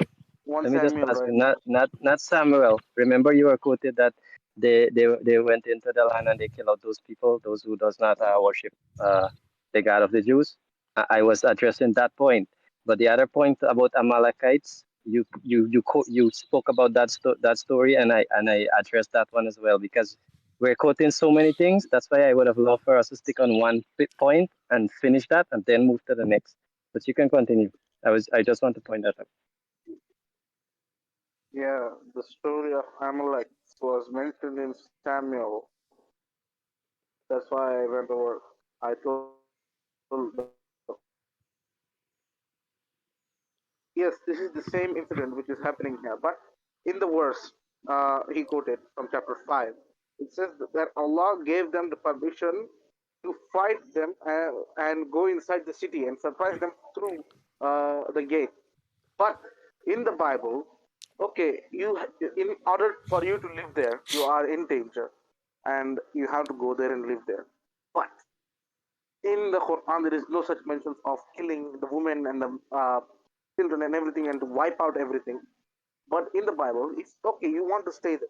But the people who are, what do you say, opposing you, you fight against them because this is what the criteria Allah subhanahu wa ta'ala follows. But in the book of Samuel, I quoted 1 Samuel chapter 15, verse 3, and it's from verse 1 to 3 if you take. But the biblical God commands them to kill the women, the suckling, the small babies, women, men, and for some reason animals as well. As like animals will come later to kill them or take revenge from them. So this is something not you're doing to defend yourselves. It's like you want to live there. It's okay. You try to compress those forces which are opposing By the you. way, But one second. By the way, why does his God commands us to kill the babies? Yeah, they are just babies. They don't know anything. It's too okay, much. yeah, Yeah. Don't I'm coming worry, there. I I'm can go coming. to that if you want. Okay. I'm coming to that point. So here, that these Amalekites, okay, they were in the land, and the God of Bible, the God of Israel, He commanded. And first things first, this is not a problem for me because this I don't believe in the God of the biblical God. They say this is the God of Abraham. So first of all, when you take their argument, first you have to prove that the biblical God is the God of Abraham, and we'll come to that later. But what this commandment is just so violent. This like you kill the woman. For some reason, you kill the woman. It's the men. It's understandable because they are the part of the army. But for some reason, you kill the woman. You kill even the sucklings. You know who are the sucklings? Who are just born and they feed on their mother, and then for some reason to kill their animals as well. Means what did the animals do to you? Will the animals after you kill their owners will come and take revenge from the Israelites or something like that? This is Shall I not answer? gonna. Can I answer? Can I answer My you? time will Let's let my time Hold on, hold complete no on. and let then I'll no go. no because it will go pointless for you to go on for 5 minutes, and we're not addressing the point at hand. Let the other persons let the other person get an idea of what's going on. Do you believe in the flood of Noah? 1 second. What? Let's change the way of Edge, debate. Yeah. please. One question No, one question and one answer. Wait, no, no, Edge, wait. I please, want to address because back. we I want to will address go back. missing the Back, point. answer. Do you We need. believe in the flood of Noah? There's too many people speaking. I can barely. I just Yes. heard Noah. You said something about Noah. Yeah, do you Can you believe in repeat? the flood of Noah? Do you believe that? What? in the what of Noah? Fraud. The flood. Flood. Okay. Yeah. The ark, the ship thing. Yeah. Yeah. You believe the flood? Yeah. You believe the Yeah. flood? You believe that story? So why are you Yeah. accepting to kill out those people, kill out the animals, or kill out all of that, and you're saying this is wrong now? If God chooses to kill No, someone who's evil, is God wrong? no, that's what not I'm speaking here, because in the Quran, when Noah took the ark, he actually took the animals with him, and then later he left the pagans, the idol worshippers. He left there. He took the Good. So these animals. Amalekites are pagans, and if God chooses to kill them, why is that wrong now? I'm not saying that this killing them is wrong. What I'm saying is that here God directly kills the people who He wants, but here He's ordering Yeah, this is someone to God kill. killing. You're agreeing. Listen. You're agreeing for What God to we kill, get but you're is, choosing because it's what in the we have Bible. You're made. refusing it. So you're not living up to your own logic No. and reason. You have to be honest. I'm talking with Hack. Brother. Let Hack Okay, let me and yeah, Hack but speak. no, You will talk after. you can just say that answer me, and this is not the Go. Q&A session. What I'm saying is that the God of the God of Israel, He commands to kill the animals for some reason. Isn't that violent? Yeah. And if God choose to kill an Are the animal, animals taken? so why do they do sacrifice? Is that wrong as well? The sacrifice, we don't do that like we sacrifice for our Listen, sins. bro, just mute HEG because I want to give Hack time to respond. Yeah, go ahead. Yes, I Here, mute God him. commanding here God is ordering to kill animals for no reason. It's not for no reason. I'm telling you the reason, and you're not. So the reason Okay, is so right what's the there. reason for He's killing wiping out the animals? nation. He's wiping out the nation because they're pagan and they're against Israel. Is he wrong So the for animal, wiping out so, evildoers? Is God wrong? so Go animals are ahead. also pagans then. So the animals are also Animals are not pagans, and pagans. He's wiping, just like he wiped out Sodom and Gomorrah. He wiped out everything with animal. Just like he wiped out the flood. He wiped out animal, everyone, infant, everyone. He wiped out. So I'm is it, going to ask you a question now. If a baby die, and they did not commit sin, will that child go to heaven or hell? We will see who's the real evil God now. Come on, let's see. If a baby die, will that baby go to hell or heaven? He did not commit sin. Why would he go to hell? I want to hear you now. he would go to heaven. He will go to heaven, and what if he go to hell? Allah says he will go to hell. He did not commit no sin. Where He created. where Well, I'm going to in pull the it up. Quran? Just pass. I'll pull up the hadith. Wait. Let's not move. I want it to be like this. So you have the time to respond. We pull the hadith up. We read it, and then we go from there. Because we're speaking for so much, and it's not going anywhere. When we speak like this, everyone get the point straight and clear. Exactly. So I'll pull up the hadith for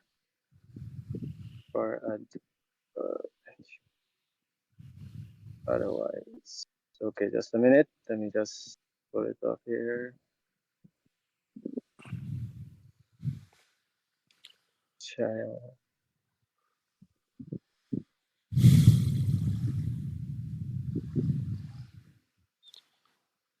Okay, so pull up.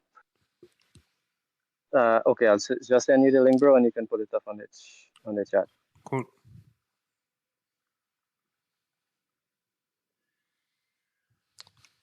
Yeah, you can pull it up now. So we will see which God is evil and which is not evil. Because if God punishes evil, then that's not wrong. If they deserve the punishment, they have the punishment. So let's see if someone is innocent, they will go to hell. Look at what the hadith says. Why can't I open full screen? Okay. So Aisha, so they were attending a funeral of a Muslim child who died.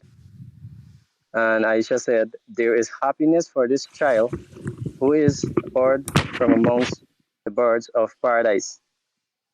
Therefore, Allah's messenger said, don't you know that Allah created the paradise, and he created the hell, and he created dwellers of this paradise and the dwellers, the citizens for this hell. So Muhammad, Allah, Aisha is saying that this child is going to go to heaven, but Allah says no, it will be the otherwise. There's another hadith.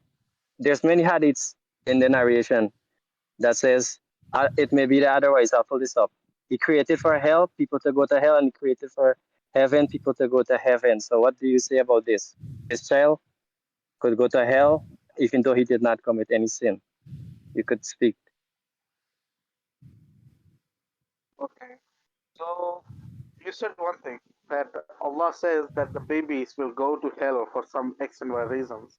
Can you please show me the sentence in the hadith where it says that the babies are destined to go hell without any sins? Okay, I'll bring the next hadith. Wait. Please. Check this one, bro. Pull it up. I sent it. Sure.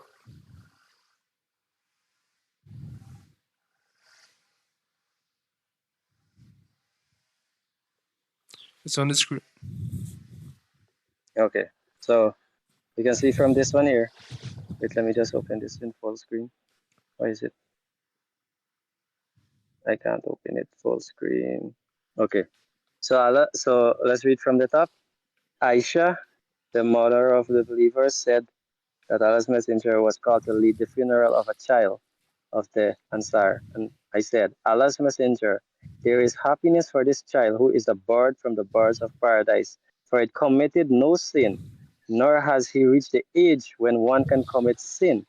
He said, Aisha, for adventure, it may be otherwise, because God created for paradise those who are fit for it while they were yet in their father's loins, and created for hell those who are to go to hell. He created them for hell while they were yet in their father's loins. So this baby will go to hell because Aisha was telling him, no, he will go to heaven. But Muhammad is saying, no, it will be the otherwise, because he created them even when they wasn't even born yet. He created them to go to hell. So can you tell me if this is just or unjust? If this is right, evil, good or evil? Go ahead.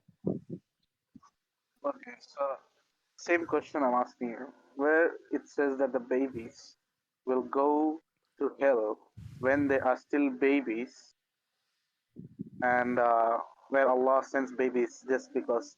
Come on, don't play this game. No, don't play this game now. Look, brother.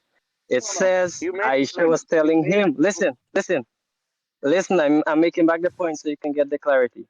He says, Aisha is telling him, this child will go to heaven because he did not commit any sin. Neither was the child reached the age where he could commit sin. So why is Muhammad telling her it will be the otherwise? It may be the otherwise because Allah created them before they were born to go to hell. No, let her respond. Haq can respond.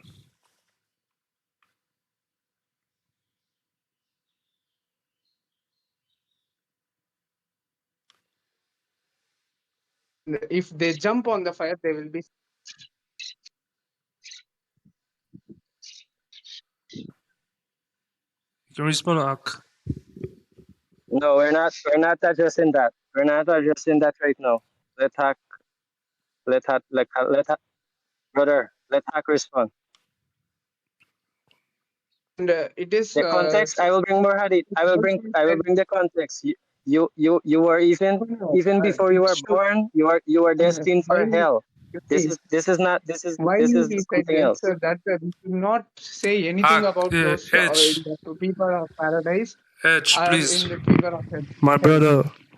This is a conversation between Haq and TDK. Please let Haq respond to this. You can share your view later on, but we need Haq to respond to this. Thank you. Thank you. Okay. So yeah, let's see what the hadith says. So you quoted hadith 2662C, where Allah's messenger says that there is a happiness for this child who is a bird from the birds of the paradise, for it committed no sin or has reached the age when he said, Aisha, per adventure, it may be otherwise, because Allah created the paradise. So this hadith from here, where it says, you see that from here, has he reached the age when one commits sin? There's a full stop. Means there's one sentence completed over there. The sentence is complete about that baby. So then Aisha radiallahu ta'ala anha says that yes, the children, they might be he might be destined to heaven, right? So Prophet Muhammad answered this in a general way that because Aisha was actually testifying here. She was not saying that, she was not claiming, but she was testifying that this someone, he will go, a baby, he will go to heaven. Like after he grows up and he goes to heaven because he was born Muslim, this and that. So he was testifying this. So that's why Prophet Muhammad stopped her there, that don't testify anything about anyone, because why does it say in the last sentence that one might be destined to hell, yet they're in their father's lawns? Because when the children grow up, they learn from their parents. If their parents are righteous, they become righteous and are destined to heaven. But if the parents are not righteous, they follow their parents and they are led to hell. This is what the hadith says. This doesn't say that the newborn babies, if they die, they go to hell. But I like to ask you one question, TDK. For example, in the Bible, it says that for one to go to heaven in the kingdom of God, he must testify that Jesus is the Son of God, and he must believe that Jesus is the Son of God. He must testify that. So, if a Muslim small child dies and he hasn't testified that, where will he go then?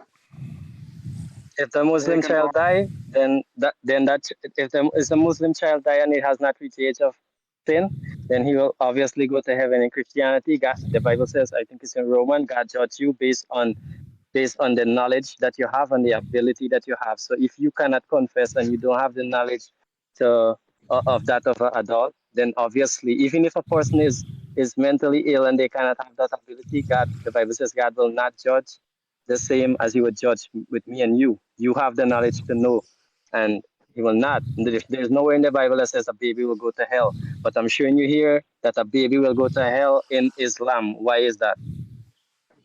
Baby will not go to hell except for the test. There is a test in the day of judgment.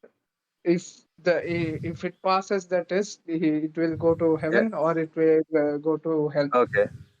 Okay, that's false. That's false. Brother, There pull is up this two hadith. opinions on Hold on. Yes. He just said something that's false. So we have to show him that his prophet is saying something else from contrary to what he's saying. Okay, Pull up what the is the hadith, hadith? and you'll see that yeah, I sent it in the chat. Even if the child grow up and do the best of deeds and do the good deeds, he will still go to hell because Allah created him for hell. So let's look at the hadith. So let's look from. I won't read the entire hadith. You could look at this, but yeah, I will take from.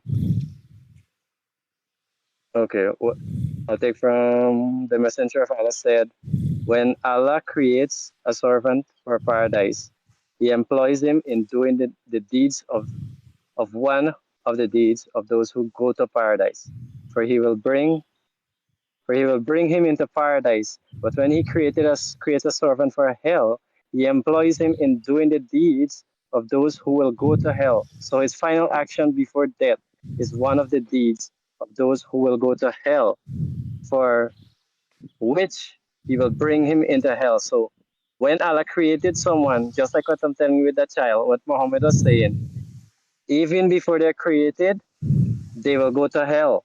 Whether they do good deeds or bad deeds, the deeds that Allah employs for them to do, that is the deed that they will do, and they will go to hell. So why is it wrong for me to do the deeds I'm doing? Is because Allah made me do it. So would you say that is just? Is that what God is about? Making me to sin and send me to hell? What's your response?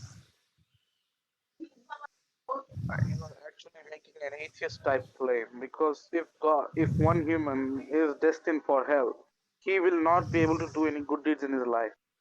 If he does, Allah has the power to change his destiny, because he's not like he sets one destiny for one and he will never change that again. He can change his mind. So if one is destined for hell, then he will not do any good deeds. You're like speaking like an atheist. The atheists ask this thing a lot, that No. God, listen. The God of the Bible does not do that. The God, why Why does God command you to repent and do good? No, Go ahead. wait. You tell me one thing. You first brought up a hadith claiming that Allah sends babies to hell, which you didn't prove, by the way. The sentence is not present. Don't interrupt me. Let me complete my point. So, in the hadith, nowhere it says that Allah sends babies to hell just because He just chose them to. And no sentence is present there where it says that Allah will send babies just because for no reason. And also, you brought up another hadith trying to prove. You're looking for an exact word fallacy, brother. Babies have the possibility of going to hell because they are predestined to go to heaven or hell. We can get that. They're predestined, yes or no? Let me. Hey, I'm not playing KBC here. Right? You just let him answer. Let him answer you. Let him go ahead. Man. Go ahead. He's like go ahead. He's playing a question and answer session with me.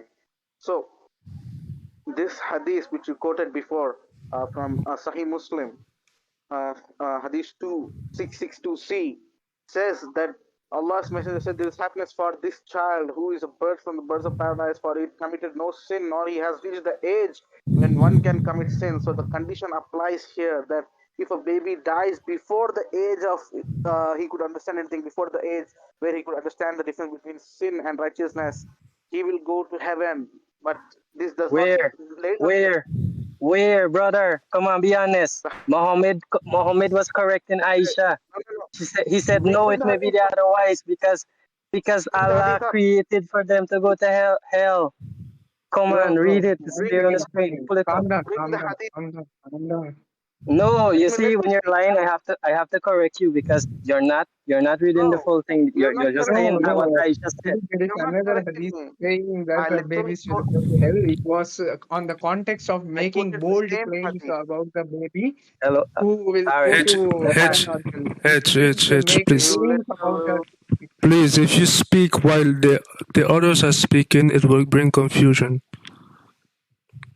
Okay, so I literally quoted the same hadith you brought up. That's Sahih Muslim 2662c. The condition why babies go to heaven because he has not yet reached the age to commit sin, or not he has not committed sin, nor he has reached the age when one can commit sin. And then later Aisha justifies that in that manner. No, I'm quoting the same hadith you quoted, man. Yeah, but who is saying that? We have to look at the context of the hadith. This is Aisha speaking. This is not what Muhammad says. That's what. Hello. Look up who. I literally read you the whole hadith, man. Whose words are this? Allah's messenger. Look, Aisha, the mother of the believer, said that Allah's messenger was called to lead the prayer of a child of the Ansar. And I said, who is saying? Aisha is narrating. I said, Allah's messenger, he's telling Muhammad there is happiness for this child. And then he says he did not commit sin. Now, look at it. He said, now Muhammad is responding and saying, Aisha, it may be the otherwise because God created them for hell and created them for heaven. So this baby may go to hell because God created babies. It's possible for the baby to go to hell even if he did not commit sin. That's the point you're missing. Go ahead.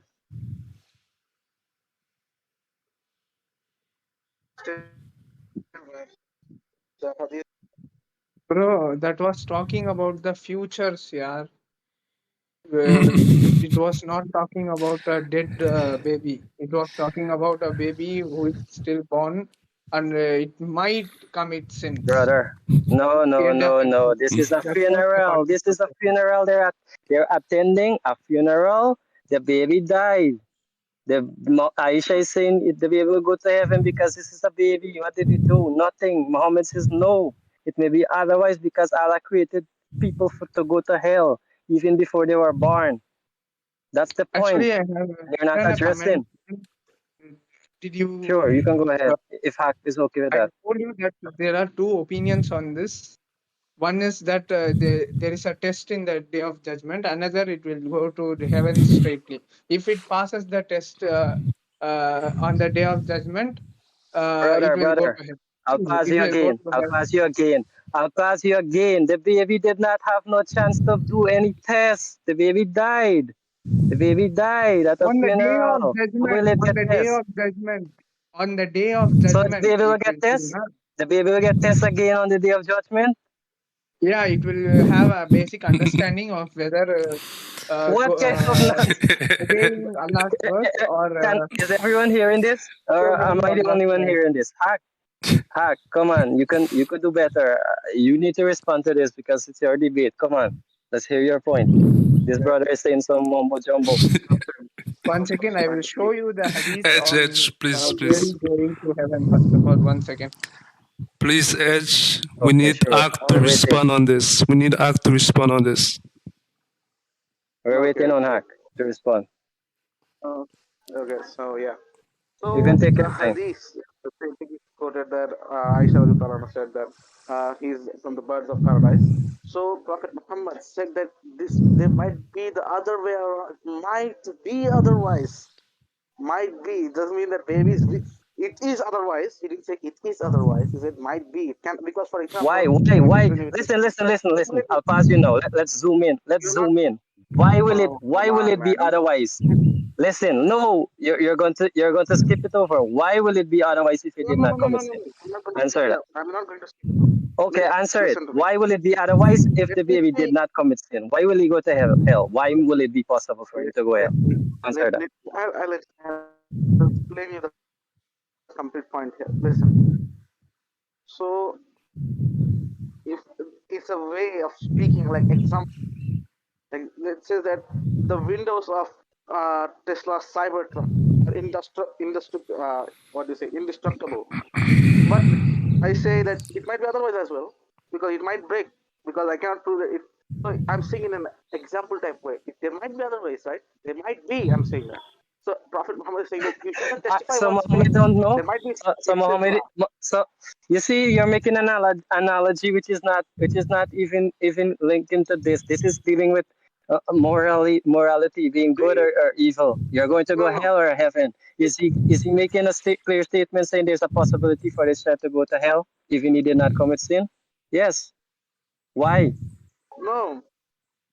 Is English even your first language? Because it's a way of speaking in an example type. It might be otherwise, because he's like testifying. He's saying that he will.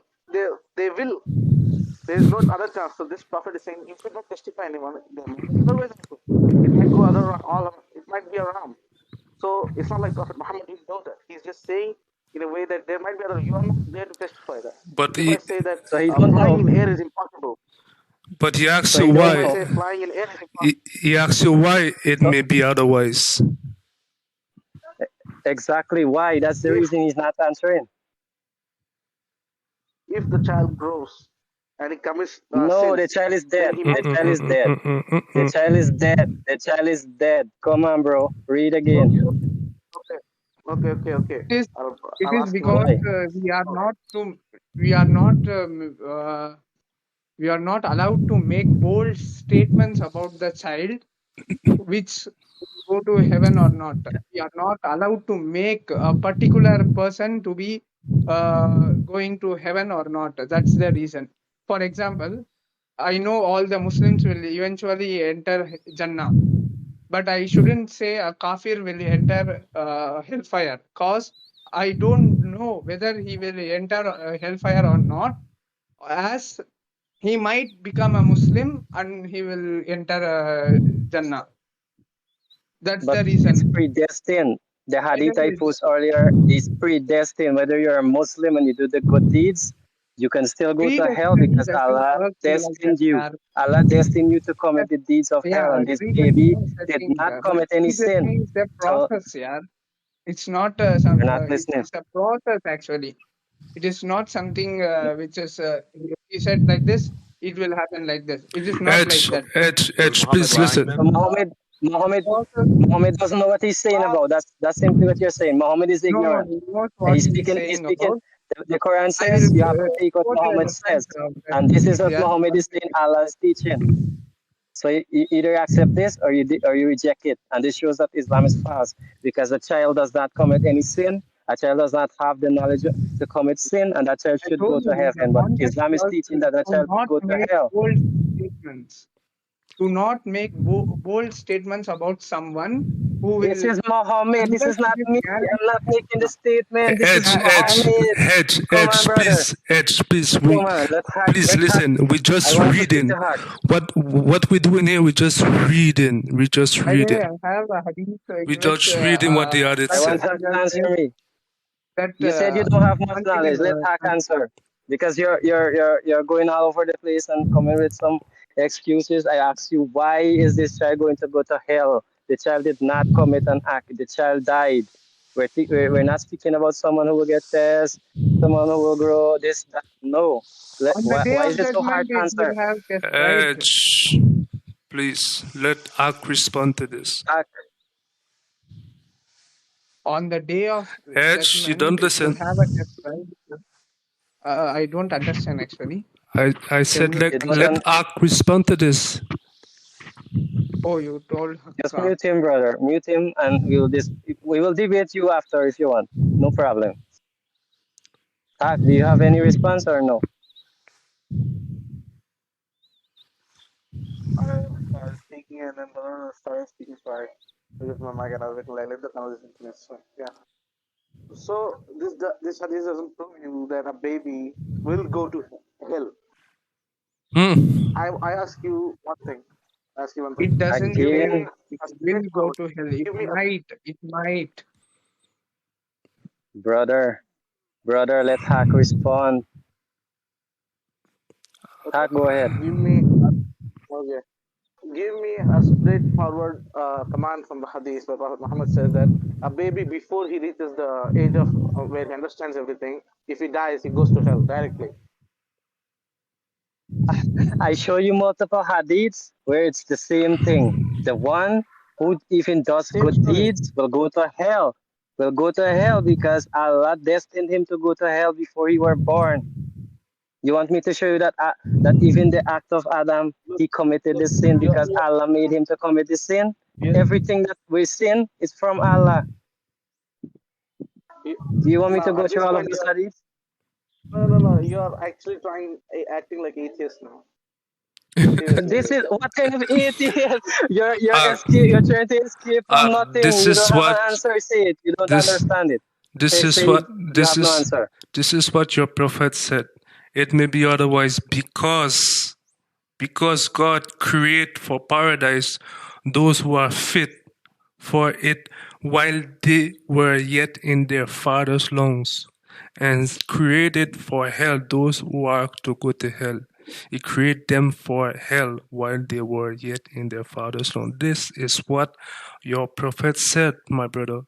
This is not us adding to the text or putting or anything like that, brother. This is what we're reading from the text. I don't know if you're trying not to understand the sentence or just trying to go around, but it says it might be otherwise. Means you are. Why? That's what I'm asking you. Hak, listen. Just listen carefully. This is going to be the simplest. I'm going to break this down for you. This. Let's say for me, example me. I did not commit any sin, neither do anything wrong, and I die. Why will I go to hell? Why is there a possibility for me to go to hell? No, you do not go to hell. If you are still. Oh, I know. This is the more simplest thing I can break it down, bro. Why is it a possibility for someone who's without sin, who has no knowledge of sin, and they die? Why will they go to hell? Why is it so hard to answer? Nowhere in the Islamic literature you find that a baby goes to hell. The Prophet is speaking. It's right in front of you. It's right in front of you. Read. No, it's right. You are trying not to understand. It's in the hadith, my brother. It's right in front of you in the screen.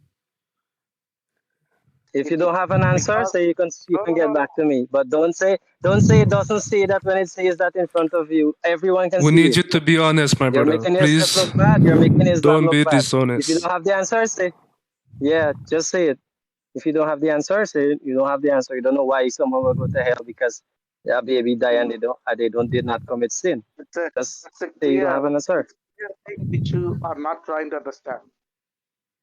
I'm trying to understand. I'm reading it word for word. I'm not adding anything. listen. If I say that a pagan, he will go to hell, I'm not the one to put a stamp on his destiny that he will go to hell. He might go to heaven. That's what the prophet said to Aisha. You are no one to predict one's destiny. You cannot predict one's destiny. Like this baby will go to heaven or hell. You are no one. Can you show me? So can you show me him saying? Can you show him saying that you should not predict one's destiny? Or I have other hadith says you are destined to go to hell because Allah created you for hell multiple times. I show you could do good deeds. Allah destined for you. He employ you. He make you do the deeds of those of hell, and you will go to hell before you were created. Why are you contradicting Muhammad? Contradicting Muhammad. So this is the literal thing I'm telling you from that. The Prophet said this, that it might be otherwise, because he's saying to Aisha that you're no one to predict one's destiny. I'm no one to say that that pagan or that Hindu or that Jew will go to hell. He might go to heaven. He might get guided. He may go to heaven. I'm no one to put a stamp on his destiny. Like he is destined for hell. This is the way the Prophet was speaking. Full of this hadith I just sent. This one is bringing more clarity, more clear, and I don't know how clear I can make it. Everyone is seeing that Islam is just a religion which is not fit for everyone, as we can see. They don't have answer. The only thing is they can say it doesn't say that, but everyone can see clearly. Let's look at this one again.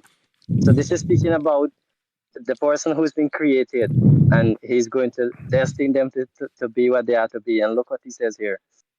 Let's take it from, okay. Then an angel is sent to him by Allah, and the angel is allowed to write 4 things: his livelihood, his death, his deeds.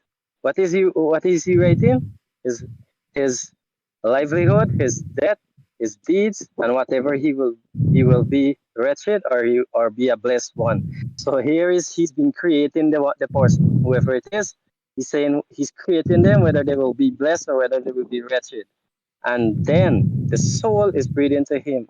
So one of you may do good deeds. These are characteristic of the people of paradise, so much that there is nothing except a cubit between him and paradise. So someone do the deeds of paradise, and they're like a cubit between them and paradise.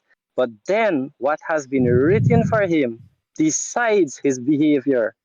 Then he starts doing evil deeds, characteristic of the people of hell, and ultimately enter hell. So this person did the deeds of a person of paradise way up till the paradise, 1 cubit away, just a little bit more. And what has been written for him by Allah took over him, and he ended up in hell. Same thing what Muhammad was saying. The child did not commit any sin, but he could go to hell. It's the same thing here. I don't know how much more clearer than this it could be. I don't know what's your response now. Say it doesn't say that. Everyone is seeing. Is it speaking about the babies? It literally says everyone. Yeah, this is how man is being created. Yeah, go ahead. Listen. If the baby who is to be born, if it's written in his destiny that he will do good deeds, he will not go to hell. It is according to the deeds which are written to him. So without deeds, he's not just destined to hell or heaven. Okay, so is it his deed or is it Allah's deed? Allah is writing his destiny now. He may write so Allah is sending you to hell. So Allah is sending you to hell, just like with the baby. So you're confirming it exactly what we were saying all the time. You just proved the point. You just proved it and exposed Islam. Thank you for exposing Islam. As always, you can't run from the truth. This is the truth of it. How does this expose Islam? Because a child, you're telling me before, why did God kill those babies? Those babies are innocent. They could go to heaven in Christianity. But in Islam, a child could go to hell without even committing the act of sin. The child is who's died. No. Yes, exactly what you just said. No. Exactly what you just said. You don't want the hadith now. All the time you're accepting the hadith. Now you're running from the hadith. No, is that what you're doing? No. Exactly, because you can't escape it. You reject the words of Muhammad. Now tell me, or you accept it? No, I'm not. Because you intentionally in the hadith, or which you quoted before from Sahih Muslim 2662c. So I okay, will pull up one. if God I will doesn't pull it find, from the okay, Quran. Don't worry. I'll pull it from the Quran directly. Don't worry. I'll get it. Go ahead. You can speak. if God doesn't destine who you are, He doesn't plan how you live your life. So is God ignorant of how you live your life? Means He just gives you anything you do. He will let you do out of His plans. So does biblical God do that? Means He lets you do out of His will. So you are actually free from Yes, God's will. that's why you go to hell, because either you follow him, his will is to do good. Either you reject him and So you go God to does hell. But in so Islam, no. God does not Islam does not teach that. It so no. God does not so God does not know what a man can do. Yes, he He's is up to all him. knowledgeable, but because he not because he knows something, that doesn't mean he made you to do it. He can know the future and know that you're going to sin, but he did not decree it for you to sin like Allah did, that you just conform. So okay. So if he knows that he goes to hell, so he will let him go to hell. I understand one thing. Because If he one is chooses, that's ignorant, what free will is. That's what free will is, and that's why Jesus came, my brother. And that's what we're preaching so here. free. Jesus No, wait, came wait, to wait, wait, set me and you free. Because wait. because we all sin. And if you sin, who's going to pay the punishment? You have to face it up. But in Islam, even I if you do good deeds, you're going to go to hell because Allah no, decree for you to go to hell. no, But Jesus no, did no, not come no. to do that. In Islam, That's wait, the listen. difference. In Islam, we don't believe that a man can do out of God's will. So if someone does out of God's will, how can God have power? How can God have authority over him? If he's out of the will of the God, then how does this even make sense for you? If someone can do out You of the want it will to of make God, out sense? of the plans of I, God. I will make I will show you a hadith and it will make perfect sense. Just wait. Wait. Don't worry. I will help you here. Muhammad always speaks and expose himself, so I will just do this for you. Brother, pull up this hadith. Let's expose Muhammad more. Go ahead. I post it in the chat. Let's make the whole conclusion of the matter. Who is Allah? Allah is just an evil. He's Satan. In fact, let's look here. By in whose hand my life is. If you were not to commit sin, Allah would sweep you out of existence and He would replace you by those people who would commit sin and seek forgiveness from Allah, and He would have pardoned them. So if you're not committing sin, Allah will sweep you out of existence and replace you by people who commit sin, just to bow down and be His slave. So you tell me now if this does not summarize it, and give me your answer. Let's see what you will do. Go ahead.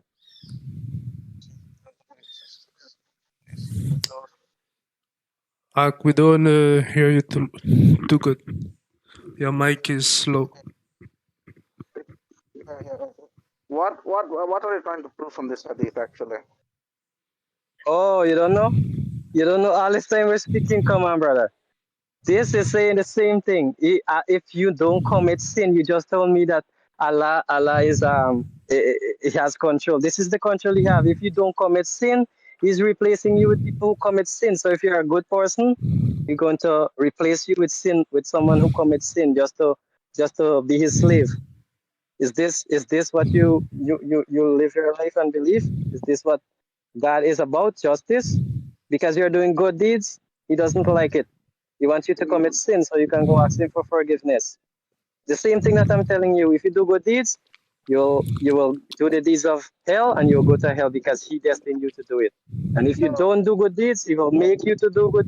He will sweep you out of existence and replace you by those who commit sin. This is Allah. Go ahead.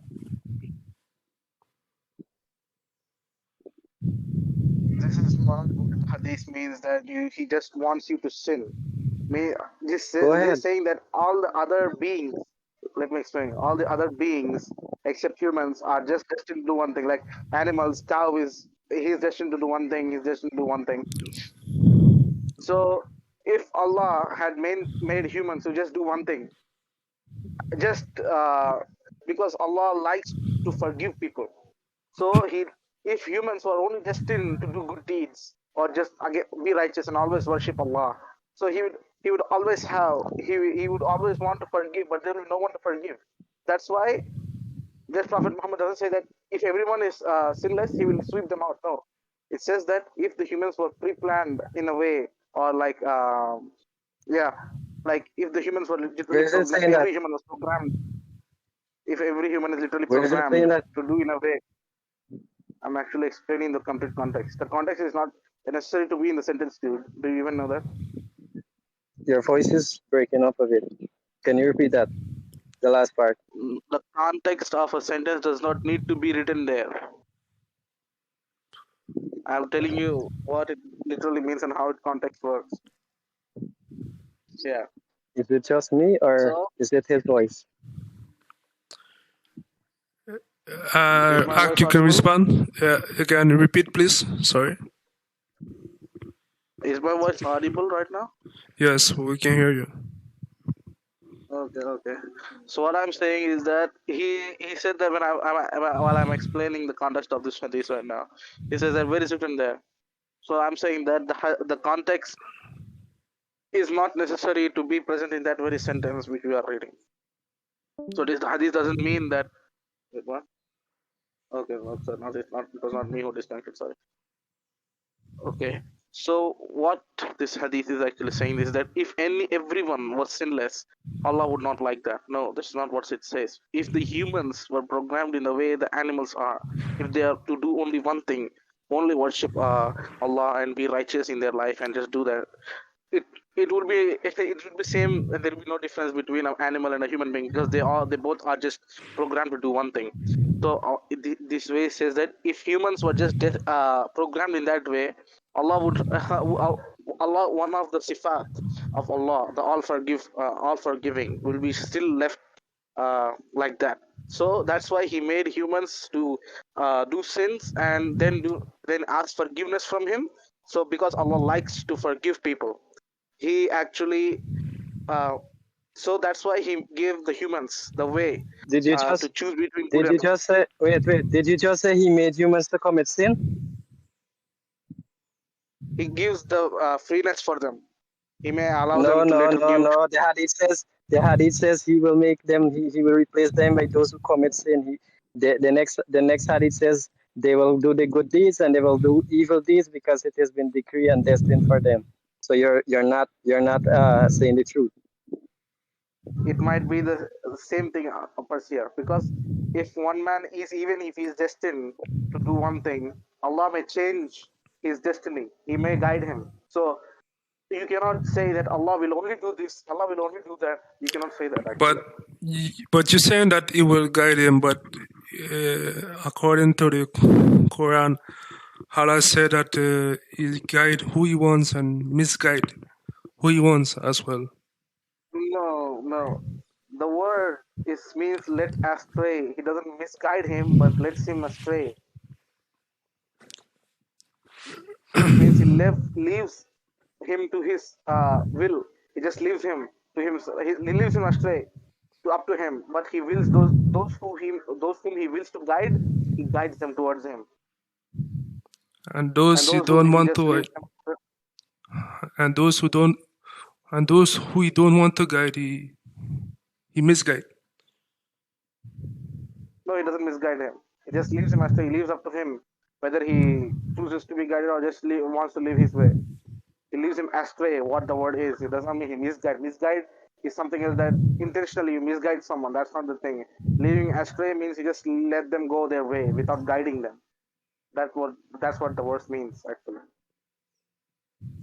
The word. Yeah, but Allah is the one who misguide. Allah is the one who misguide people and deceive people. I don't want to go into that. No. Pull up the other verse, bro. Pull up the verse in the Quran. We can see that even an innocent boy was killed, even he did not do the act of sin. It's the same thing right through the Quran and the Hadith. No matter where you go, Allah is punishing you for something you did not do. And that's the whole thing. Even Adam sinned, and Adam was being punished for a sin which he did not want it to do. Allah made him to sin. So everywhere you go, you can see Allah is evil. This is Satan, the deceiver. not saying that in the hadith. No, it's written that if a baby is not, it does not do anything, he's not punished. Allah just sends babies to hell, right? So what about this hadith then? Mentioned in Sahih Muslim, narrated by Abu Huraira, which says that let me give the correct reference. Yeah, it's mentioned in Yeah, Sahih Muslim. I'll give I the can't reference hear after. too well. I don't know. My connection is having some problem. I don't know. Yeah, I think it's your Uh, connection, bro. Yeah. okay. Can you hear me clear? Yes, we can hear you Yeah, we clear. hear you clearly. Oh, but the voice is cutting like from my end. Okay. So I was quoting a hadith. Yeah. I was quoting a Yeah. hadith So from Sahih Muslim, through it all, narrated by. you. Oh no, I can't hear it. Is it okay? Yes. What?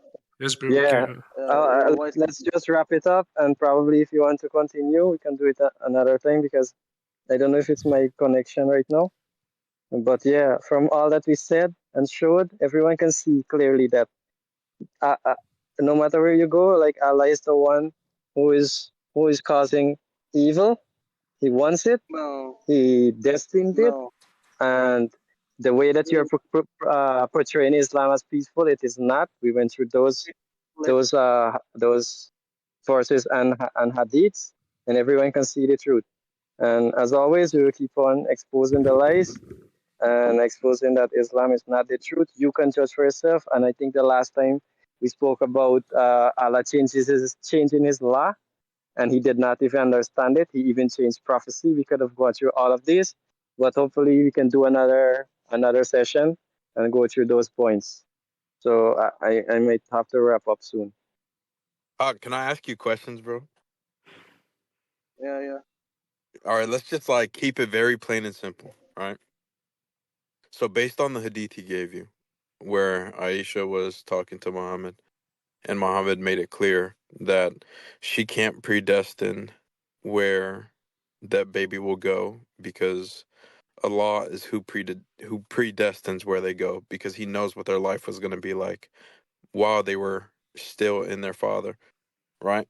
So are we following? Yeah. So what's your point you're actually making? Okay. So with that being said and that being understood, you understand that God predetermines. Your God predetermines where people are going to go. Yes, but it's not like that. Okay. You just. Okay. Wait. You will It's never just. I change. just. No. It's just. We just want to. No, I just wait. want a simple yes or no. Wait, I just want a simple yes or no. wait. Let I'm not here Yuma make his argument. Let Yuma make his argument. So I'm just asking you. You just said yes. You said yes, and then you started talking. So we are at a clear understanding that your God, does predetermine where people go while they're not even born yet. So He predetermines before they're even born. Your entire argument this whole time has been God doesn't send babies to hell, but He does. I'm not saying every baby goes to hell, but every baby that dies in Islam has the possibility of going to hell since they are predetermined on where they're going to go and how they're going to be while they're still in the father, not even born yet. So it's very simple. Does your God predetermine where people go? Yes or no? He might change their predetermination actually, but it's not applicable on babies because this is the Who hadith. says? I quote you hadith now. But that's your own Wait. interpretation, and we're going off of what Muhammad said. No. I'm quoting a hadith. I'm quoting a hadith of Prophet Muhammad himself.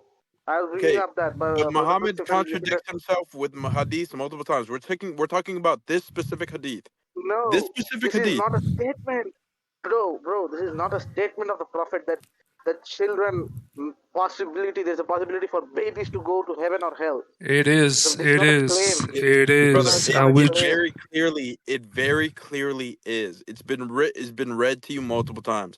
Let's stay on this specific hadith. Stop trying to reach to No, anything else. With no. This is the hadith which will help, which will answer your question. I'm actually. no, I'm I reading the don't want hadith. any other hadith because your hadith, Oh, okay. you grade them Okay. sahih or you grade them something else, and you just say they're not Okay, wait. No. trustworthy. You don't want the answer. You don't want the answer. That I means. do want the Then answer, how but I can want the answer based off of this hadith that we're currently speaking on. in You're trying to Sahih bring up Muslim 2662, in the same hadith that we mentioned earlier. Yes, my brother, you can go ahead. Yeah, I'm gonna read it to you. It's so simple. We're talking about this hadith. I want answers based on this hadith. Don't give me a different hadith. We're speaking on this one topic. We're going nowhere else. No, He said, that's not. Aisha, per That's not gonna adventure, it may happen. be otherwise, because God created for paradise those who are fit for it while they were yet in their father's loins. So again, Allah created paradise for people before they were even born. And he created hell for them who are going to go to hell. So again, he knows who's going to go to hell before they're even born. Are we tracking that? Are we at an agreement? If you disagree, So that's not. you're turning down your own So hadith. that's not the concept. That's not the concept. Just different to say that the God knows the future, but he just lets him do whatever he wants. Means biblical God also knows the future, that what he will do and where he will end up. Then does But that mean how would he know? the How would biblical that God? person know? They don't. Do they speak with Allah? Do they know where they're going to go? No, they don't know. So it doesn't matter I'm speaking about. Go ahead. I'm saying about the biblical God. Does the biblical God not know where he will end up? Again, we're not speaking on anything except this hadith. We're not No, you're not. gonna change. No. We're not gonna You're change not the forcing subject. him. We're not changing the No, you're not subject. We're forcing staying him. right here. I'm not We're changing staying the right subject. here. We're staying right here. We're No. staying on this subject. I, So does God when I'm God applying that same predetermine where you're criteria, gonna go? Yes or no? man, you're not letting me speak actually. When I apply the same criteria on your biblical God, how does it work? We can discuss that after this, but right now, right this second, we're No. speaking on this hadith. So again, does God predetermine where you're gonna go before you're even born? Yes or no? First, you let me. First, I want to ask you one thing. We How want does to. God? I don't. It doesn't matter what you ask me. I'm asking you a simple yes or no question. Don't bark. Just Answer the answer question. him. It's a Answer simple him, yes or but no. don't run. Does God predetermine where you're going to Listen, go before you're born? listen. Yes or no? I'm not here to answer your questions, dude. All right, Yes, I'm here you to my are. discuss. brother. That's Not here to exactly what answer you're your here questions. for. Hold Does on. your That's the mom whole even know that you're point. debating with no knowledge? I'm asking you again. Does God predetermine where you're going to go before you're even born? Yes or no? Yes. So what's the claim you're going to make now? Perfect. So if he predetermines it, that means anybody could go to heaven or hell since he predetermines it, correct? He may change his destiny. He's not like he just fixes one time. Where is Don't you that know at? how the concept of God works? Don't you know how the concept of God works? Don't act like atheist, man. I'm not How acting the like an biblical atheist. God? I'm an Orthodox Christian. No. So again, Yeah, so with I that know being what you are. said, if God predetermines where you get to go to heaven or hell, then so if a child dies, they have the possibility of going to heaven or hell since they are predetermined, correct or incorrect? No. Oh my God, you just contradicted yourself. You just No, contradicted I didn't yourself. contradict yourself. No, Yes, no, no. this Wait, is what you're wait, saying. This is what you're saying. wait. Yes, God Listen predetermines, to me. but no, he doesn't predetermine children. How what are you saying? No, listen to me. Listen to me. You are literally acting like an atheist that God I'm not does acting like an predetermine atheist. or I'm does going not. straight off the hadith and Tell it's me, very tell clear. me how does biblical God work? How does he know where he will end up? Does biblical doesn't know where he will go, hell or heaven? Does But God he doesn't doesn't have knowledge of that? he knows all. He knows all, but we're not predetermined. Is not that equal to predetermined? That's not equal to predetermining. No. How? If God know where he ends, then that's not predetermining. Brother, No. can I go to him? Go ahead. Brother, hack, listen, brother. if I know something, that's not this equivalent to me decreeing or destining you to do it. If I put you to do something, that is me putting you to do it. That's Allah putting you to sin, to do the deeds of hell. But if he knows it and he did not permit you and made you decree to do it, then that's different. You're saying knowledge. Knowledge is not the same as destiny. I can know something. God sees the future, but he did not determine the future. Lawyer, pull up that hadith, and it should just wrap it up, because he's saying baby does not go to hell, but this hadith is proving the offspring of Adam will go to hell because Allah created them to go to hell. Again, another hadith, same thing it's saying, and you are contradicting your prophet. So, Over and over. did you pull up the hadith, bro? You're not It's in listening. discussion. Listen to me. Discussion. I'm giving you one hadith which proves that the babies will not go to hell or heaven because they are predetermined. The predetermination works when they reach to the age where they understand what is sin and what is sin and what is not sin. Okay, then why did Muhammad say that at a baby's funeral? If that hadith is what you're saying claims that, then why did Muhammad even speak on it at the funeral? He just so you're saying he contradicted? It's the same thing. It's the same thing I said to you before. That I'm no one to determine anyone's destiny. But Allah did. You're no one, but Muhammad did. Muhammad clearly did. Muhammad did, exactly. That's the point. Muhammad did, and you don't want to accept Muhammad because it will make your whole religion crumble, and you don't want to follow that religion. So you're making up your own religion. So you should deny Islam. You should deny Muhammad. You should deny the teaching of Islam because you don't want it. Pull up that hadith, brother. It shows the offspring of Adam. It's the offspring of Adam is going to go to hell because Allah created them to go to hell. Again, your prophet is going against you. Either you reject Muhammad or you make up your own religion and say you don't follow Islam anymore. Either you denounce Islam or accept it. Hug, do you have the permission of your mom to even be debating? Why? What type of question are you asking, bro? I'm asking, do you have any permission from anybody of authority to be debating? Because clearly you don't know anything. Exactly. I don't know anything, he needs time to look it up. It's okay. You can take your time and be honest with yourself, brother. The same thing. The last time we debated, you could not answer my question. Why is Allah so immoral that he does not even know his own? He does not know his law. He changes it. He couldn't answer me. Why did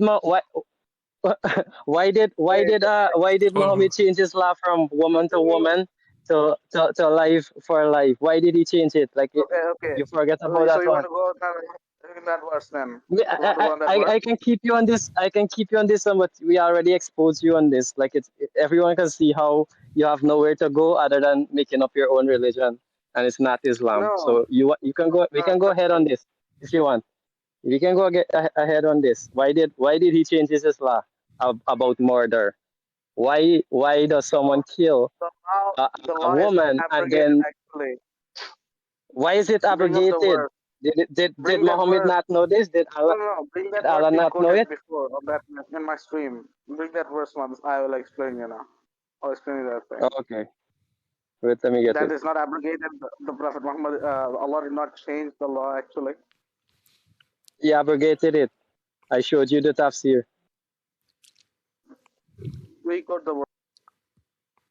I'll bring it. Hold on. We're listening to Hawk's Islam. Yeah, exactly. Chapter 2, verse 178. You could pull it up, bro. Okay.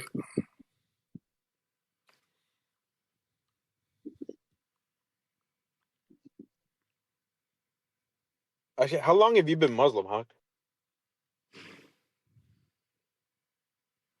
I'm born Muslim, by the way.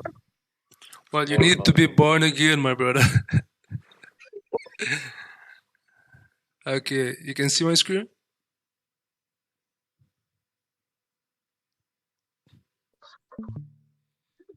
Yeah. You pull it up on the screen, bro? I can't really watch, or it will.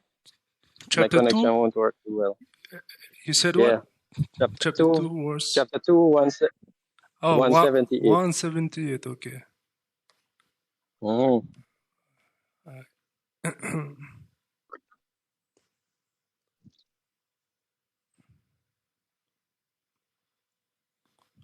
Yeah, you can go ahead, Hack. Why, if someone kill a woman, why does a woman have to die and not the person who killed the woman? Go ahead.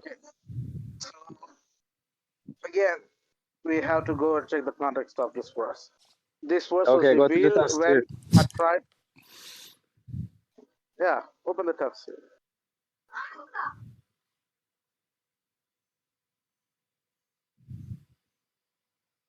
Go to Ibn Abbas, loyal. Tafsir Ibn Abbas.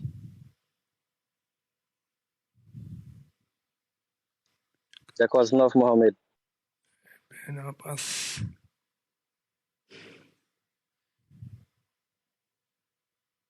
Di mana, bay?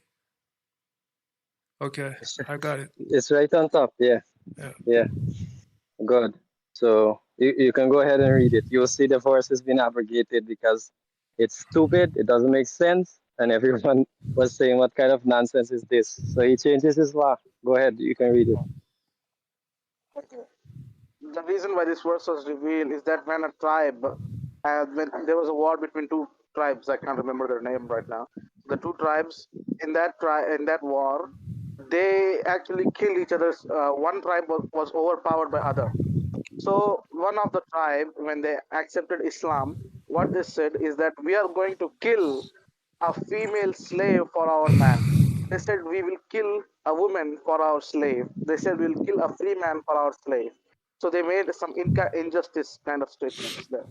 So No, this is then the Quran. This is the Quran. This is Allah passing this. This is the law of the Quran. listen. Read the interpretation, bro. Loyal, read it. Loyal, read it. Okay, Because he's I'm just coming. Wait, let me complete my answer, bro. Let me your complete answer my is false. We can't. Your answer is we false. need It's not we there. need It's we the need to law. look we need to look the tafsir. So I will read the interpretation. Go Okay, ahead.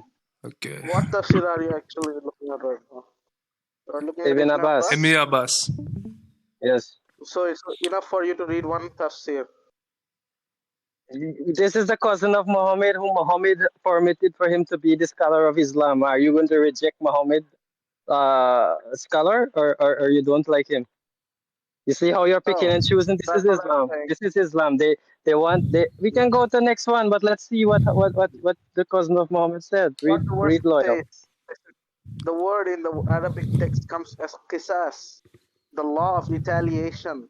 What is the law of retaliation actually?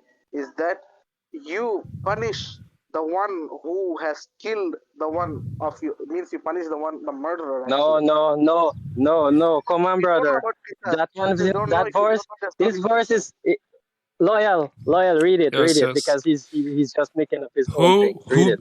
Who ye who believe retaliation is prescribed for you in the matter of the murder word once, the free man for the free man, and a free man who premeditatedly kills another free man, and the slave for the slave, a slave who premeditatedly kills another, and the female for the female, a female who premeditately kills another. This verse was revealed regarding two Arab clans, but is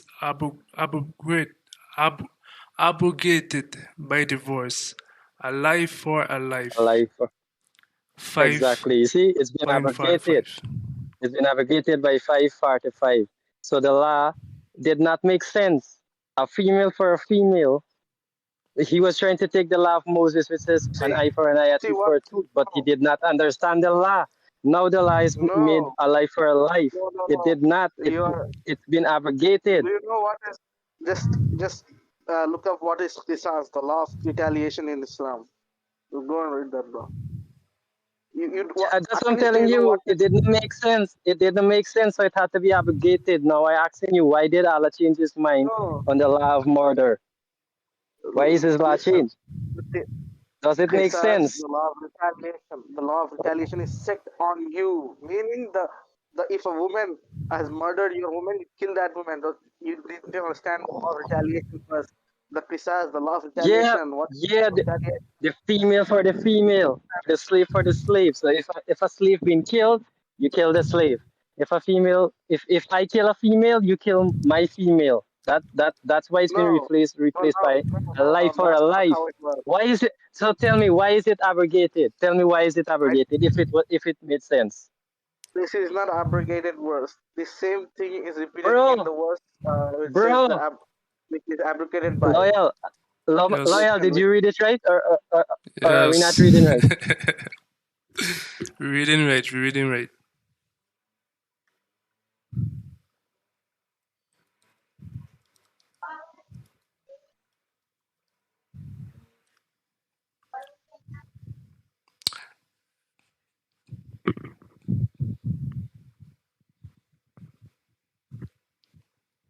TDK, I can hear you. He's muted actually. It's not muted.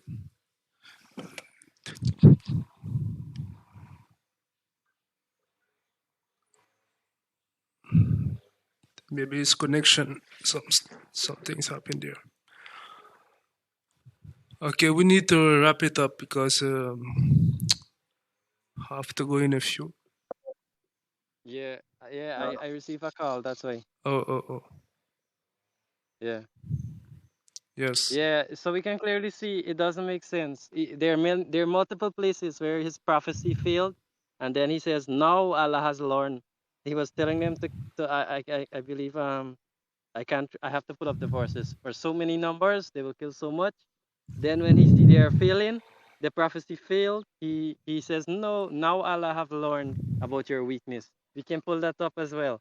There's so many things that Allah did not know, and if He's God, He should know. And you're saying that He know the future, but look what's happening. He does not know it. So anywhere you go, you're going to make up your own Islam, and that's not the truth. The truth will prevail, but Islam has to strive from lies. But Christianity is the truth. As we can see, Jesus is the one without sin, the one who raised the dead. He himself has resurrected and give life, and he came to restore me and you. But Allah came to bring you to sin and to lead you to hell. So you decide who you want to follow, Jesus Christ, the way, the truth, and the life, or Allah, the best of the deceivers. You decide. We can wrap it up from here. If anyone else wants to say something, you can go ahead. I'm good with it. You understand, bro? We don't dislike you. You know, we're not against you. We want Neither the do I. best for you. That's all it is. So even if we come off as aggressive or we seem like we're being any kind of way, it's not meant towards you, it's meant towards Islam itself. So that's all it is. Yes, exactly. But for me, Islam is more than my priority, bro. You can follow the lie and choose to do it because this is all you know, or you can choose to see and open your eyes and come to the knowledge of the truth, I which is brought you one Jesus Christ. argument in the beginning of my round on Christianity about Jesus Christ. You didn't answer me that. Rather, you brought me a I answered you. argument. I answered you. Jesus said he laid down his life. He did not. No one can take it from him, but he laid it down. He humbled himself. He did not.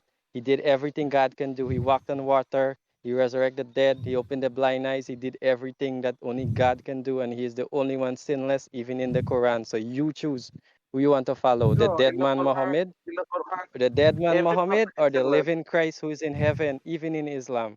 Just like my brother Yuma says, we have nothing against you. We're against Islam, the cult of Islam, which is false and a lie and has been trapped many people in deception. And we're here to spread the truth. We love you, and we're inviting you for coming to the truth, which is Christ is the truth. And you can go and read him up, not just listen what other Muslims say and what they may claim. Just like I show you, Jesus laid himself down for the sheep, which is us, that he resurrected, he take it back, and now we are alive because he lived, we can live as well to go in heaven. So you choose the dead Muhammad or the living Christ, even in the Quran. So when So yeah, can we we could wrap it discuss up. on that? If you want another round and you decide to change your mind, which I pray that God will help you, and everyone listening as well, that we have it's been edifying for us. We have nothing against you, just like my brother Yuma says. It's all love, and we're here anytime you want to speak. So I guess tomorrow and Sunday I will not be there because I have other places that I will be. Okay, it's okay. Whenever you want to, we're here. We're always here. You just give us a message. Thank you I'll for being try on. next week. Yeah, Thank you, it was good everyone, having you. for joining this debate. Thank you. It was wonderful. Yeah, indeed, definitely. Yes, brother Yuma, you did great, Yo. my brother. You did great, Yuma. Hey, you is a champ. Yeah, the thing Yes, is, like, I just wanted him to stay on topic. I noticed he was. The yeah, thing is, bro, they used the Quran and the Hadiths to disprove Hadiths, and it's just yeah, like, bro, I hope you like. It's so clear that Muhammad had to keep fixing his mistakes, and they just don't see yeah, that. They just don't see it. exactly. Yeah, exactly. I'll just join in. I'll just leave and come back because and they my earphone got disconnected. and they are trying to fix Muhammad mistake by adding up onto the Quran, the Hadith, and so on. Yeah, I'm telling you, bro. Yeah. They just don't get it. Glory to Yeshua. Amen. Jesus is King. We got all on record, so that's great. Yeah, yeah, we can post it for everyone to get the Especially knowledge. the ending. I said, Yeah, do you believe God predestines? Yes. So babies have the ability to go to hell? No. yeah, exactly. You see, that's the thing. It's just they will be trapped anyhow they try to go. They can't escape. and Yeah, and So clear. he had a hard time to say yes onto that question. yeah, A Yeah, he very yeah, didn't hard want time. to. He definitely did not want to. This was almost a 3 hour debate, guys. Almost 3 hours. yeah. Even if I didn't took it the way I turned the debate, it would have ended up more long because he would just keep reading for 5 minutes, and then I will have to respond to him, and I will just give him more time, and he will read for Yes. 5 minutes again. It wouldn't. That's not really a good debate, so I had to do that. Exactly. Yeah.